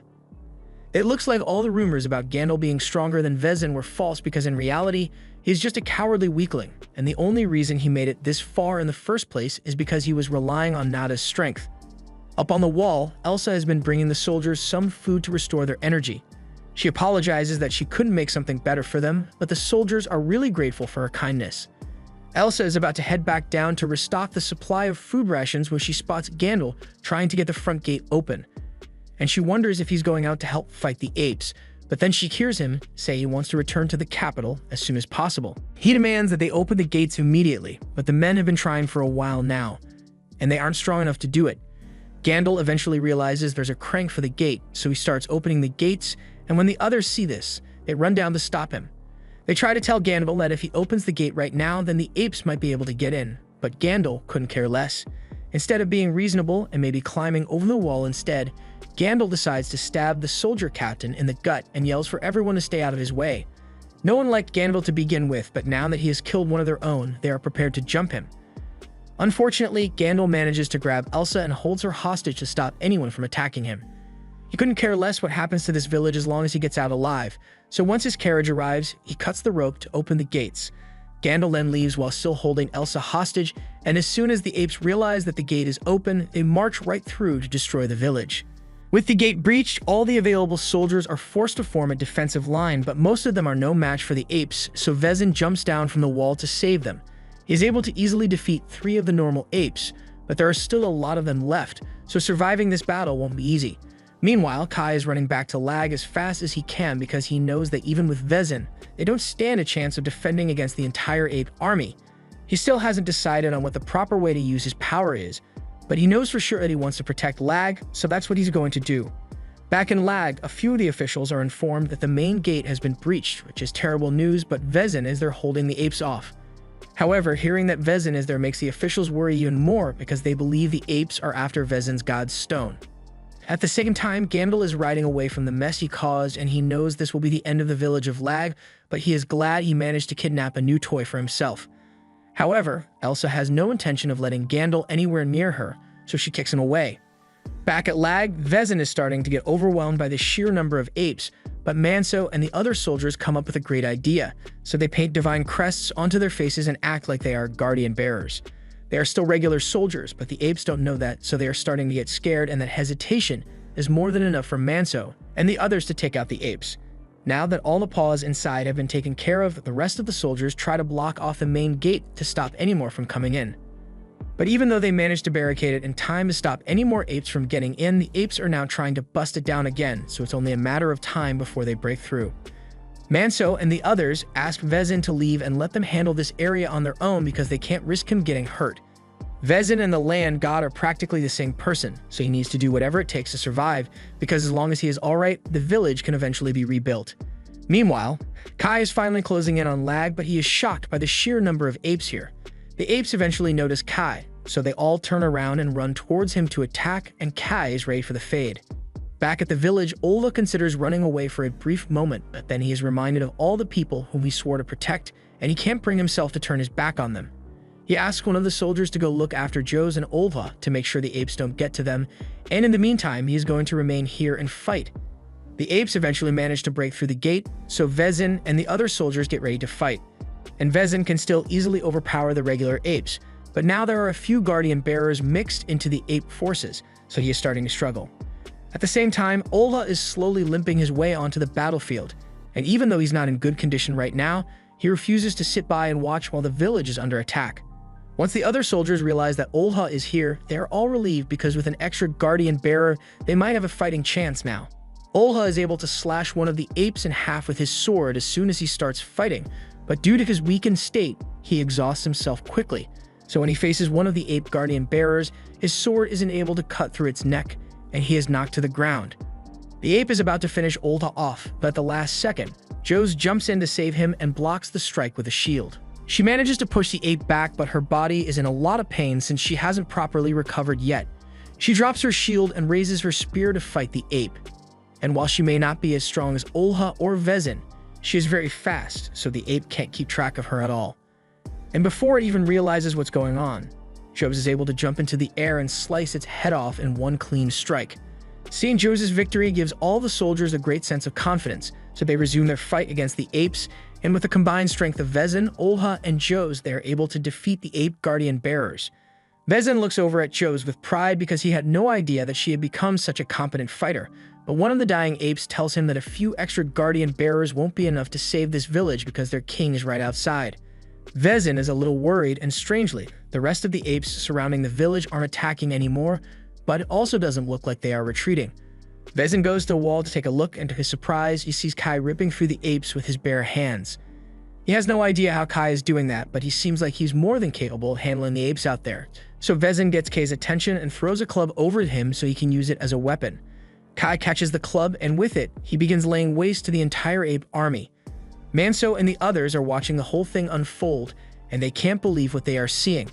They already knew Kai was strong, but this level of strength is basically the same as a genuine guardian bearer. Vezin isn't sure why Kai is so strong either, but with him fighting on their side, they should be able to overcome the apes. After a few minutes, Kai has decimated most of the apes, and he doesn't look like he's slowing down at all, so the rest of the apes realize they stand no chance and flee back into the forest. This means they have officially defeated the apes, so all the soldiers begin cheering. Now that the battle is over, Olha walks over to Akwi and asks her what she thought of the fight. Akwi praises Olha's skill in combat and says it's all thanks to him that the village was saved. But while Olha made a large contribution, he knows the true hero here was Kai, the same boy that he once looked down on as a commoner. Everyone clearly saw Kai with his divine crest while he was fighting, so to keep his power a secret, he tells everyone that he painted the divine crest on and pretends to wipe it off. Just then, Vezin walks up to Kai and asks him where Nada is, but Kai tells him he has some bad news. While he and Nada were dispelling the curse in Ada village, they were attacked by 3 guardian bearer apes. Kai skips a lot of details, but the point is that Nada ended up dying to one of the apes and Kai failed to save him. Vezin is surprised to hear this since he knows Nada was as strong as a guardian bearer, so he wonders how he could have lost. Kai then tells him that one of the apes mentioned the attack on Lag, and as soon as he learned of it, he rushed over as soon as he could to help. But as a result, he never got to give Nada a proper burial. Bezin says he understands and he will send a small team to find Nada's body so they can take care of it. Just then, Elsa's younger sister comes over and asks if Kai has seen her anywhere. Kai had no idea Elsa was missing since the last time he saw her was when she evacuated to the castle, but now she's nowhere to be found. Mansa then comes over and tells everyone that when Gandalf was fleeing during the attack, he kidnapped Elsa and dragged her off in his carriage, but everyone was so busy dealing with the apes that they couldn't chase after him. As soon as Kai hears this, he takes off running in the direction Gandalf went because he has to rescue Elsa from him. But Mansa wonders how Kai intends to catch up to a carriage that has such a huge head start. Meanwhile, in Gandalf's carriage is looking out the window to check if it's safe, so his attendant tells him there shouldn't be any apes in this area, so there's nothing to worry about. Gandalf then asks him how long it will take to return to the capital, and he is told that they are still 1,000 miles away. Traveling 1,000 miles is going to take a while, so Gandalf intends to pass the time by toying with Elsa, but before he could actually do anything, he gets startled by a terrifying presence. He senses something approaching the carriage, so he uses his guardian bearer skills to enhance his vision and sees Kai running at him full sprint. Gandalf grabs a bow and arrow and plans to shoot Kai down before he gets too close, but Elsa refuses to let that happen. So she pushes Gandalf and ruins his perfect shot. Gandalf is enraged, so he takes out his sword to teach Elsa a lesson, but a moment later, the carriage begins to shake because the horses can feel Kay's pressure, and it's scaring them. The driver eventually loses control and the whole carriage crashes after hitting a rock. This flings Gandalf out onto the floor while the horses run away and the driver chases after them. Meanwhile, inside the carriage, one of Gandalf's men got impaled by a piece of wood during the crash, so he's done for. Kai runs up to the wrecked carriage to check on Elsa, but to his horror, he discovers that she was stabbed by Gandalf. He carries her out of the carriage and tries using his healing magic to help her recover, but her injuries are too severe for him to heal. Meanwhile, Gandalf suffers several broken bones from the crash, but with his guardian bearer power, he's able to heal himself and stand back up, but now he has to deal with Kai. Kai walks up to Gandalf and demands to know if he is the one who stabbed Elsa, and Gandalf can already tell that he stands no chance against Kai, so he starts trying to explain that it wasn't his fault. If anything, he says Kai is to blame for Elsa's condition, and Kai thinks he is just lying at first, but Gandalf explains that Kay's energy scares the horses and caused the carriage to crash, which led Gandalf to accidentally stab Elsa. Kai's anger falters for a second because he is starting to wonder if it really was his fault, but then he remembers that Gandalf kidnapped Elsa, so he is still to blame. Gandalf tries getting Kai to calm down for a second and tells him that he won't be able to get away with attacking an inspector, but Kai couldn't care less about Gandalf's status, so he grabs him by the neck and slams him to the ground. Gandalf begins saying he did nothing wrong because it is normal for the strong to take advantage of the weak, and commoners like Kai should never possess such power. But none of this is helping his case, so Kai grows tired of listening to Gandalf and rips his Godstone out of his chest. He may have successfully gotten revenge for what Gandalf did to Elsa, but he still has no idea how to save Elsa. But then he realizes that he can use Gandalf's Godstone to save her. By feeding it to her, it should give her enough energy to heal on her own, especially since it belonged to a guardian bearer. However, after Elsa drinks it, something goes terribly wrong and her body begins writhing in agony. Kai doesn't understand what's going on, and he doesn't know enough about guardian bearers to figure it out, so his only hope right now is to take Elsa to Porrick and see if he can help. But as he is running, several apes watch him from inside the tree line. Kai eventually gets to Porrick and explains the whole situation to see if he knows what's wrong with Elsa, and Porrick tells him that feeding Gandalf's Godstone to her was a dumb move. It is true that drinking a Godstone can help with the healing process, but Godstones from the same species can lead to severe poisoning unless precautions are taken. Worst case, Elsa is going to die from the poisoning, but there is still a way for her to be saved. So Porrick begins making preparations to make Elsa vomit up the Godstone. Kai leaves the tent to give Porrick some space to work, but once he steps outside, he spots 3 apes approaching him and becomes defensive. He asks them if they are here to attack his valet as well, but to his surprise, the apes all kneel down and praise him because they recognize the crest of the god Kanae, and they would like him to follow them back to their fiefdom. Some time passes, and the Chorus have been able to get Elsa to vomit up most of Gandalf's Godstone, and they've also given her some uric antidote, so now all they can do is wait and hope that she survives. Porrick heads outside to go inform Kai of Elsa's current condition, but as he leaves the tent, he is shocked to see several apes bowing at Kai's feet. He asks Kai what's going on, but Kai is just as confused as he is, so one of the apes speaks up. He says his name is Torud, and he once again pleads for Kai to accept their request, but Kai still has no idea what he's talking about. Porrick tells Torud to explain the problem, so he tells them that the ape land has become corrupted by someone, and from Porik's reaction, Kai can tell that this is a serious issue. Torrid goes on to explain that with the land and water corrupted, all the apes' food is gone, so all they can do is sit and wait to die out. The one responsible for all the corruption is the evil god, Diabo, and as soon as Kai hears that name, the arbitration god starts yelling in his head, telling Kai to destroy Diabo at all costs. It's so overwhelming that Kai is brought to his knees for a moment, but after he recovers, he turns to the apes and asks them why they think they have the right to ask him for help. Up until a moment ago, they were attacking Lag and nearly killed everyone he cares about, yet now they want him to save them. One of Torrid's subordinates becomes irritated and yells at Kai because he has killed a lot of their people as well, and if he doesn't help them, then the apes will just attack Lag again. But threatening to destroy Kai's home isn't really a good negotiation tactic, so Kai gets angry and tells them that if any of the apes attack his home again, then he's going to kill every last one of them with his own hands. Torrid begins to panic and orders his subordinate to apologize immediately to appease Kai's anger. But instead, the subordinate tells Kai that the only reason the apes attacked Lag is because they had no other choice. Their land has been corrupted and is now uninhabitable, so they need to find a new place to live as soon as possible. However, Kai couldn't care less about their problems after what they've done, so he tells them to leave and storms off into the tent. Porik follows him inside and sees Kai standing over Elsa's, so he tells him that they have finished treating her, but whether she survives or not will depend on the strength of her life force. Porik asks if Kai is willing to listen to the request that the apes made, but Kai points out that Elsa wouldn't be in the mess if they hadn't attacked Lag, so he doesn't plan to do anything to help them. Porik understands how Kai feels about this, but the apes made their petition to him according to the ancient customs, and since Kai is now the arbitration god, he cannot simply ignore them. He is known by many names: the god of Kanaya, the arbitration god, the valley god, but regardless all the different names he is called, all the races worship him equally. That's why the arbitration god is meant to be impartial to all the different tribes and protect them to maintain balance in the world. Kai thinks that's a lot of responsibility for one person to handle, since it sounds like Porik is asking him to save the world. But that's pretty much exactly what Porik means. Kai has inherited the power of the arbitration god, and this god is far more powerful than the various land gods that are scattered across the continent, so protecting the world is the arbitration god's destiny.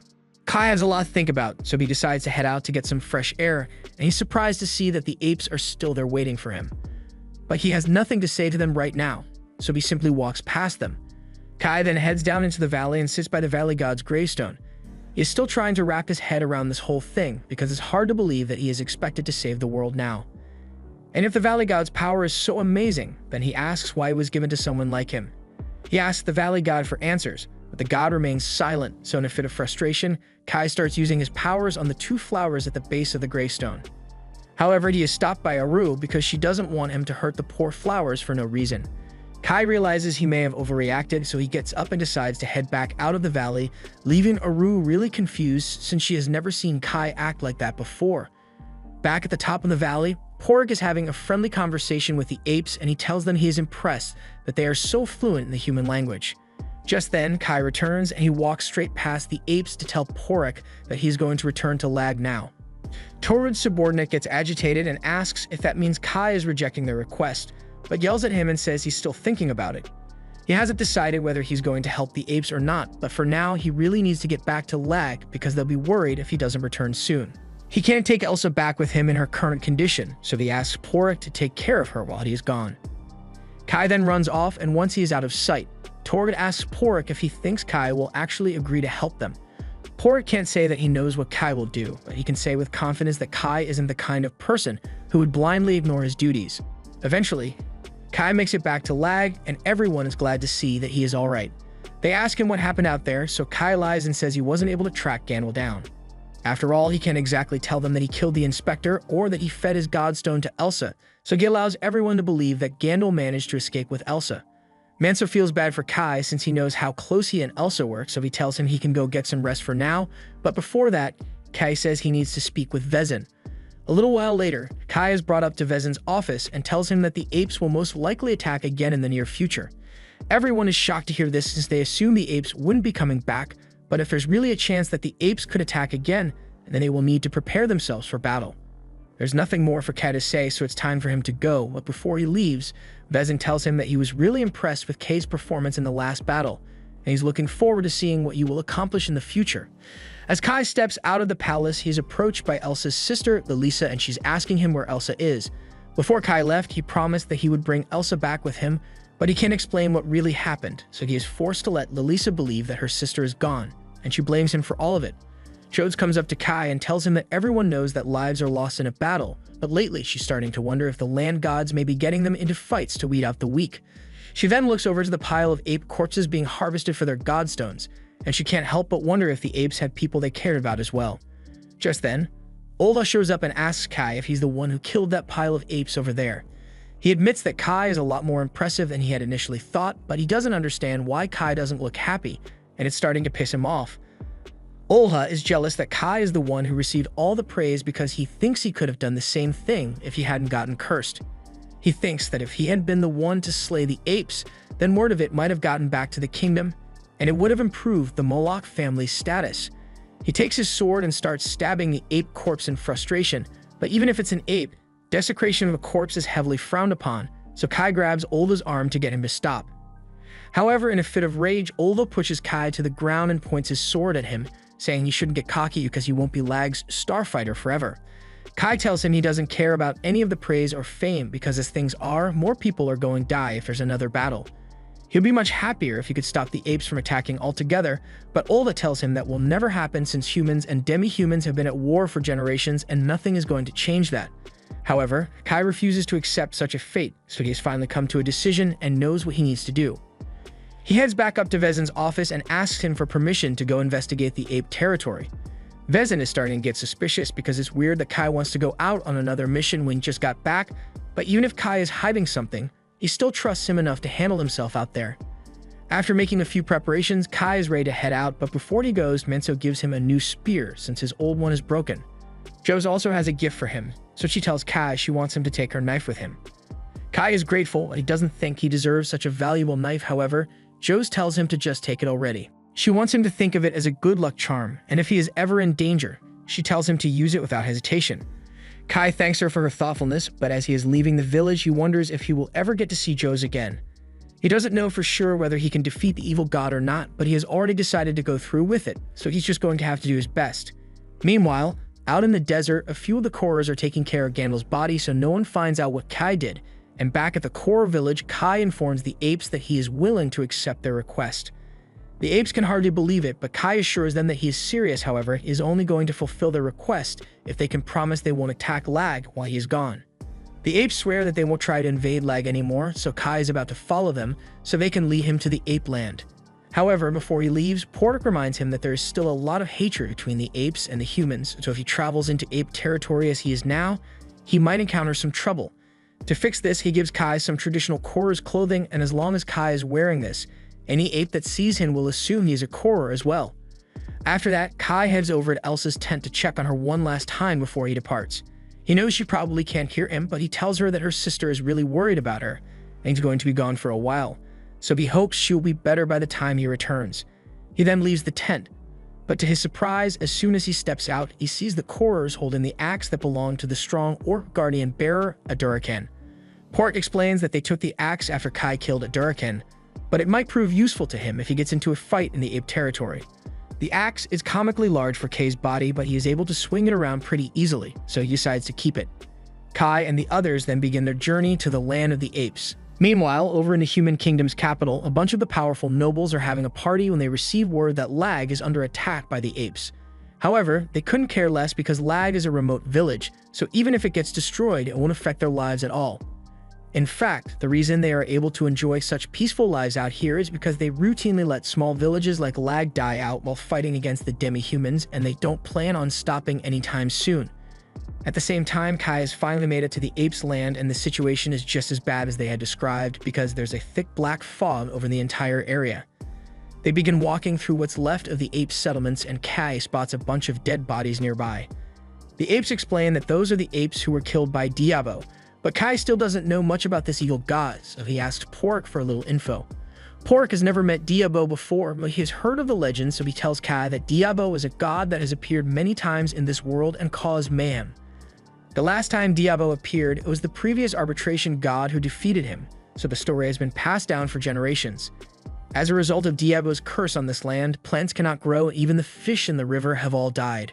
Torrid eventually leads Kai to a massive tree in the middle of the ape village and tells him the village chief, Abrador, is inside waiting for him, so Kai goes to meet with him, but he's not sure what to expect.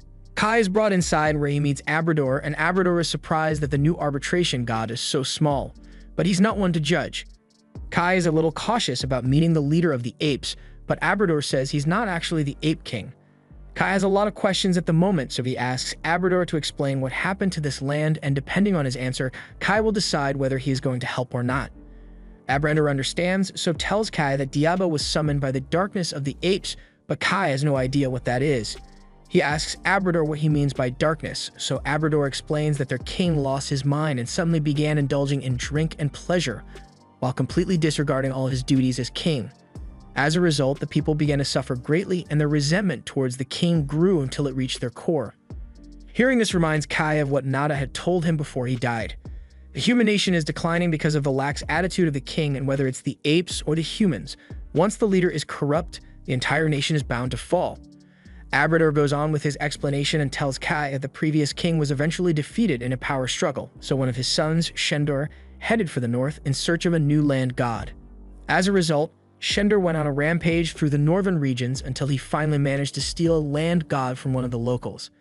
However, going on a killing spree earned him a lot of enemies, so the locals quickly cast numerous curses on the Shendor's new god. And the sheer number of curses they placed on him caused his godstone to shatter and allowed malevolent energy to overcome his body, turning him into Diabo. Shendor lost his mind and became a monster as a result, and after returning home, the first thing he did was eat his entire family alive. Unfortunately, he was so powerful that no one could stop him. So to this very moment, Shendor is still at large. As long as Shendor is running around free, the land of the apes will continue to waste away, and Abrador's protection will weaken even more than it already has. He crawls over to Kai and pleads with him for his help, because at this rate, their gods might abandon them entirely, and they might become nothing more than mindless beasts. Kai can tell that the apes are really in trouble here, so he feels bad for them. And the Valley God has started yelling at him to go defeat the Diabo, so Kai agrees to do it and vows that he will kill the Diabo. A few minutes later, the apes begin leading Kai to the last place that Shendor was spotted, the Ape King's castle. They eventually arrive at the castle, but before they could head in, a group of cloaked apes show up and surround them. The cloaked apes begin arguing with Torrid in the ape language.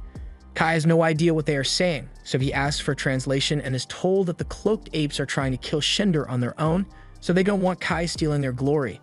Kai can't believe the apes are seriously fighting amongst themselves at a time like this, but the cloaked apes tell him they don't need his help, because Lady Zaina can defeat Diabo all on her own. Torrid is surprised to hear that Zaina will be coming since he didn't know she had returned.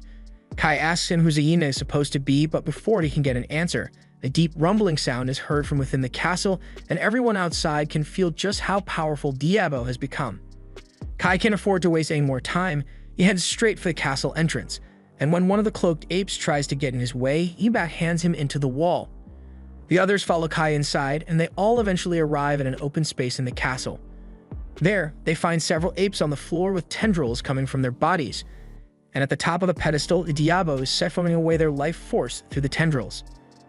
A few moments later, Diabo notices Kai and the others, so it turns to face them, and Kai can tell that a monster like this shouldn't be allowed to exist, so he's about to draw his sword to fight it. But before he could do so, he hears a female voice yelling at Diabo.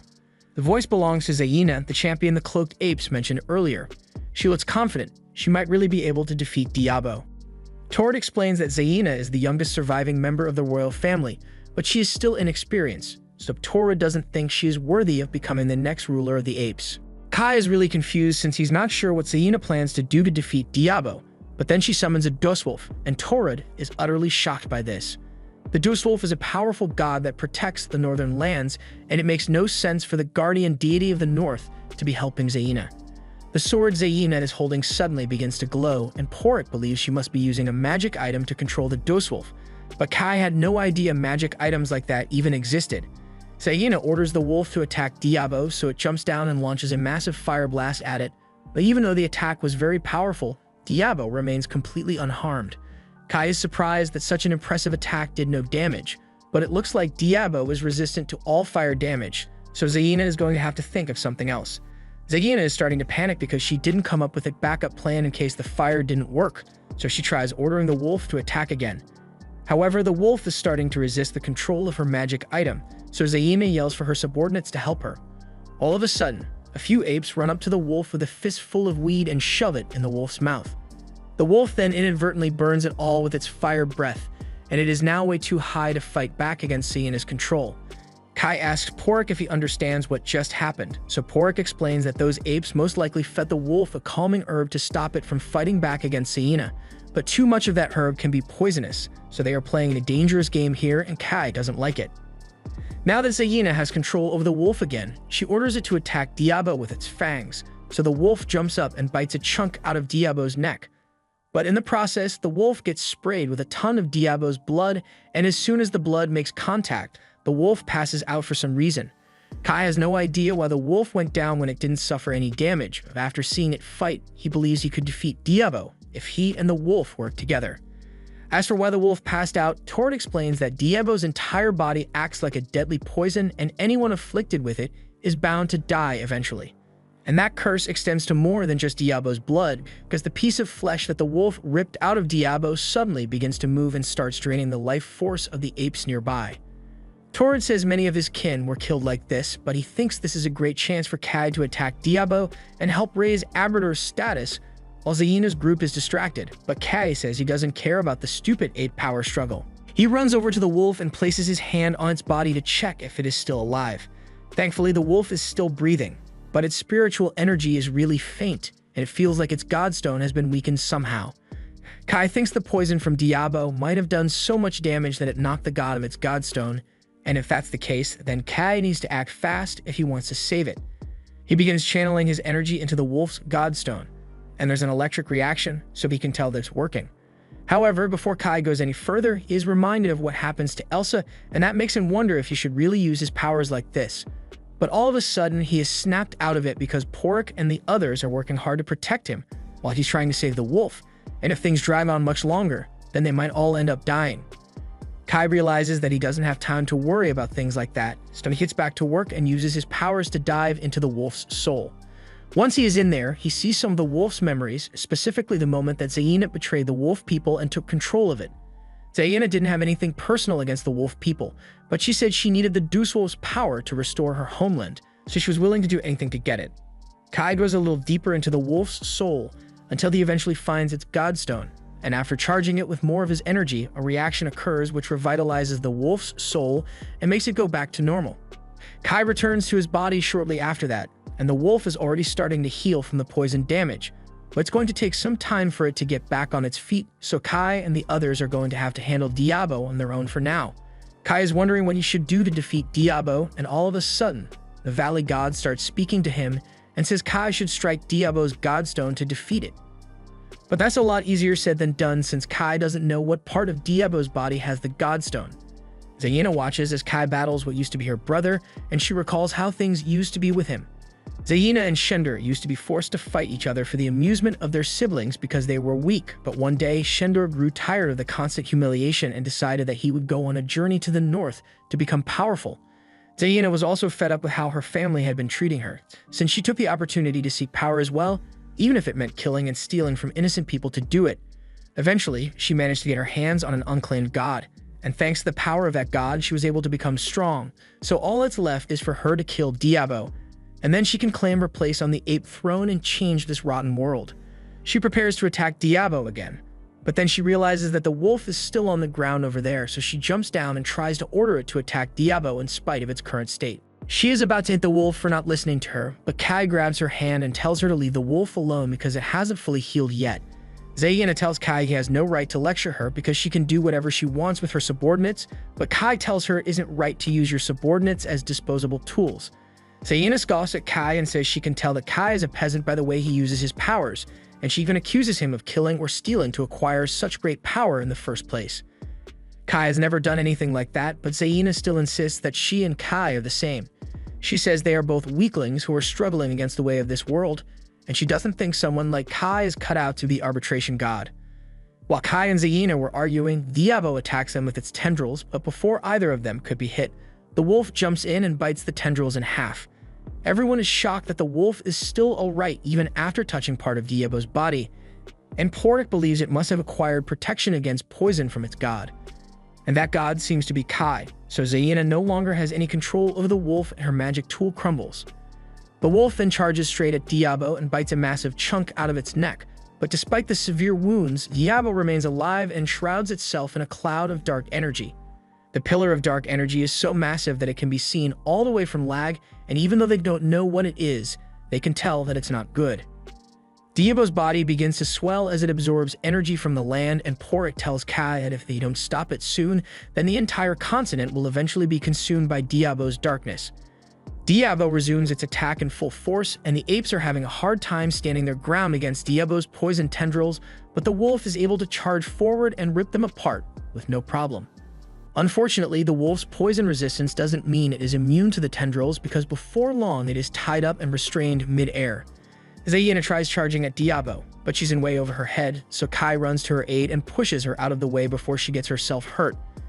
Once Kai is back on his feet, he reaches for his sword so he can slay Diabo once and for all, but to his dismay, he realizes his sword is gone, and a moment later, he gets eaten by Diabo. Porrick can't believe what he just saw, and he is about to go try to save Kai, but Ketchik stops him because if he acts recklessly right now, he may end up getting absorbed by Diabo as well. Torrid has lost all hope at this point because no one has ever survived being swallowed by Diabo before, and if the arbitration god wasn't strong enough to defeat it, then there's no one who can stop it from destroying their land.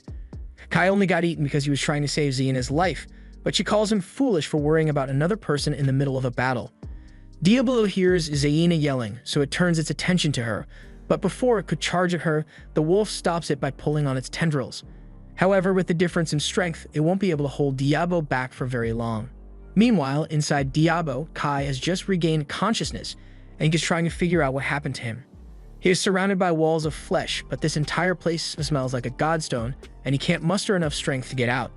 He soon realizes that the walls are sucking the life force out of his body, and if he doesn't do something quickly, then he is bound to die. However, there isn't much he can do, so he now believes he was never qualified to wield the Valley God's power in the first place.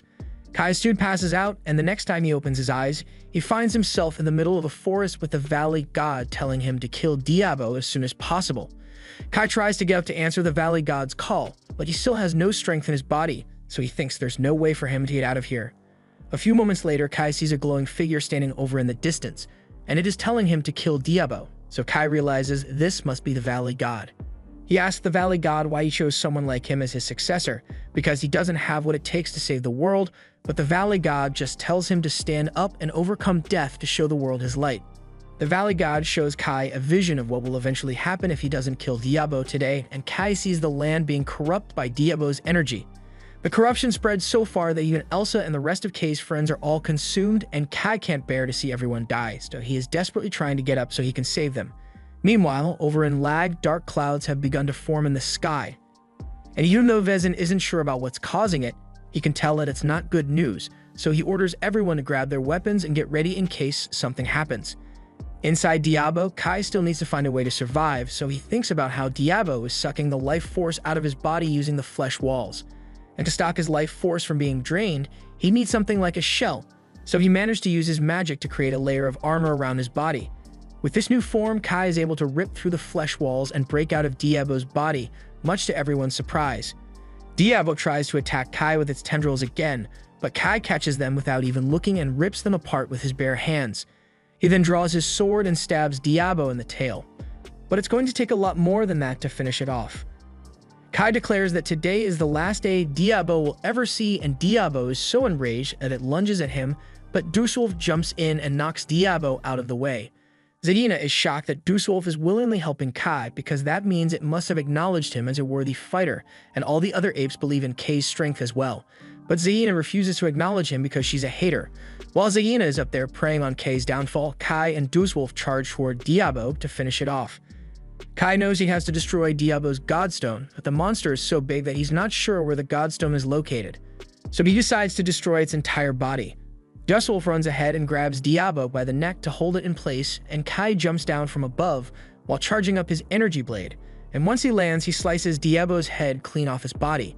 It looks like this is a clear victory for Kai, but unfortunately, Diabo's godstone wasn't destroyed by his slash, so its head begins to regenerate. Kai realizes this must be the main body, so the godstone is definitely somewhere in there, but Diabo has already realized that it stands no chance against Kai, so as soon as it grows some new legs, it starts running away. Kai refuses to let it escape, so he chases after Diabo's main body, but it turns out that the other half is still alive as well and is trying to rejoin the main body, so the others have to hold it back until Kai can finish off the main body. The main body is heading straight for the cave's exit, so Kai yells out to Zaina and tells her to block its path because if it escapes, it will consume every living thing on the land. Zaina is still jealous of Kai, but she's not an idiot, so she agrees to do as he asks and orders her men to raise their shields and stop Diabo at all costs. Zaina's men are able to keep Diabo contained long enough for Kai to catch up, so he jumps on top of it and punches for Diabo's body to try to get to its godstone. However, it is too meaty for Kai to reach all the way in, so instead, he just rips Diabo's body apart. As a result, Diabo's godstone is finally exposed, but the godstone shape shifts one last time, so Kai still needs to keep fighting. Since this form is the godstone, once Kai has destroyed it, Diabo will officially be dead, but it's not going to be that easy because all the destroyed pieces of Diabo are starting to move again. The flesh is trying to rejoin the godstone, so everyone is doing their best to make sure that doesn't happen. And in the meantime, Zaina manages to pin Diabo to the floor. She knows she isn't strong enough to pierce his body on her own, so as much as she wanted to claim the glory for defeating it, she asks Kai to hurry up and finish Diabo off already. Kai wastes no time and jumps on top of Diabo to dig out its godstone, but to his surprise, he realizes that the godstone isn't in here anymore. Just then, another mass of flesh forms behind Zaina, so she's forced to back off, and Kai believes this must be the part that holds Diabo's godstone, so he needs to destroy it quickly. Zaina comes back and stabs Diabo while it's not paying attention, and this gives Kai the perfect opportunity to finish it off, so he stabs Diabo with his energy blade and pulls out its godstone. As Kai does this, the flesh masses of Diabo finally stop moving, but to make sure Diabo won't resurrect itself again, Kai cuts the godstone in half. This officially puts an end to Diabo, but it doesn't look like it's over because an eye appears in the godstone fluid, and it begins to rise as it releases the body of Shendor. The flesh of Diabo suddenly begins to vanish and Shendor opens his eyes once more. He is very confused, and as soon as he recognizes Zaina, he asks her what happened to Diabo. Zaina informs him that Diabo has been dealt with and Shendor is relieved to hear that, but he is still going to have to face severe consequences as the one who caused this whole mess in the first place. Kai is glad that he has finally accomplished his mission, but as soon as he relaxes, he ends up collapsing because he used up way too much energy during the fight against Diabo. Porik and Ketchuk rush over to check on him, and thankfully Kai says he's alright, but he's really hungry right now, so they'll get him something to eat once they get back to the ape village. Meanwhile, as Zaina helps Shendor up so they can go home, he asks her who the boy is, and she explains that he is the one who saved them. Shendor knows all of this was his fault, but before he faces the consequences, he wants to warn Zaina not to let power go to her head because it will lead her down a dark path.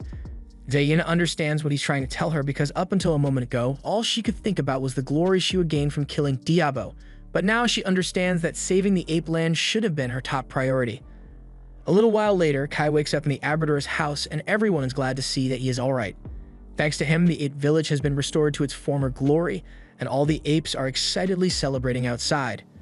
Kai heads out to see the people, and they all happily cheer for him as their savior. But that's not all because they've also prepared a great feast in Kai's honor. When Kai sees all the food that they have laid out for him, he is honestly really impressed because this is the largest meal anyone has ever prepared for him. Abrador tells him it's all his so he can dig in whenever he wants, and Kai is still really hungry from his fight earlier, so he digs in. The next morning, Kai is set to return home, so Abrador and the other apes bid him farewell. And because Kai saved their village, he has established a friendship with over 10,000 apes that live here. As Kai and his group are leaving the village, he spots Zaina standing nearby, so he walks up to her and asks what she wants.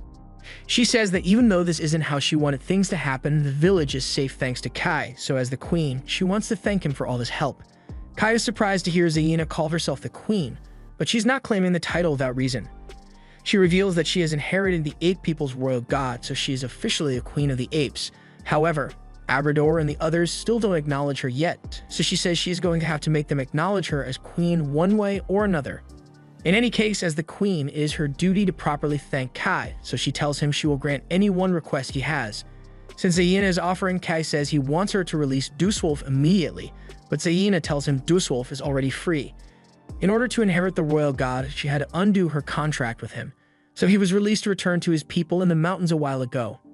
Eventually, Kai makes it back to Lag, and Jose is in the middle of training when he walks up to her. She is glad that he made it back safely and asks how his mission went, so Kai tells her there are no more apes in the area. Jose finds that hard to believe, but Kai tells her he pursued them deep into the forest, so he's sure they won't attack their village again anytime soon. He also wants to thank Jose for lending him her sword because it really helped him get through a tough battle. Jose is glad that she was able to help him out, but she notices that something's a little different about Kai. Almost like he has more responsibility on his shoulders, but Kai doesn't think much has changed for him. Although he's a little confused because Jose has been holding onto his hand for an awfully long time now. Just then, Manso and the rest of Kei's friends show up, so Jose gets embarrassed and runs off. Vizen has been paying close attention to Kai lately, and he gets the feeling that Kai has matured a lot, but Basco doesn't see the difference. Just then, Olva comes out onto the terrace as well, and Vezin asks him if he is feeling better yet, and he seems to have made a full recovery, but he still has a few concerns. First of all, they haven't heard any news about Gandalf or the girl he kidnapped, and the scouts they sent out say he wasn't seen at any of the nearby villages, meaning he must have gone missing while he was fleeing. Vezin doesn't really care about what happened to Gandalf, but the Central Plain is likely going to blame them for Gandalf's disappearance, so you may need to ask the local count to intervene on their behalf. But for now, what's important is that everyone in Lag is safe.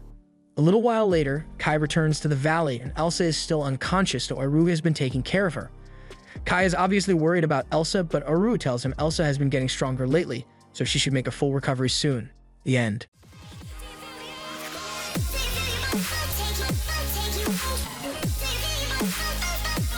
Take you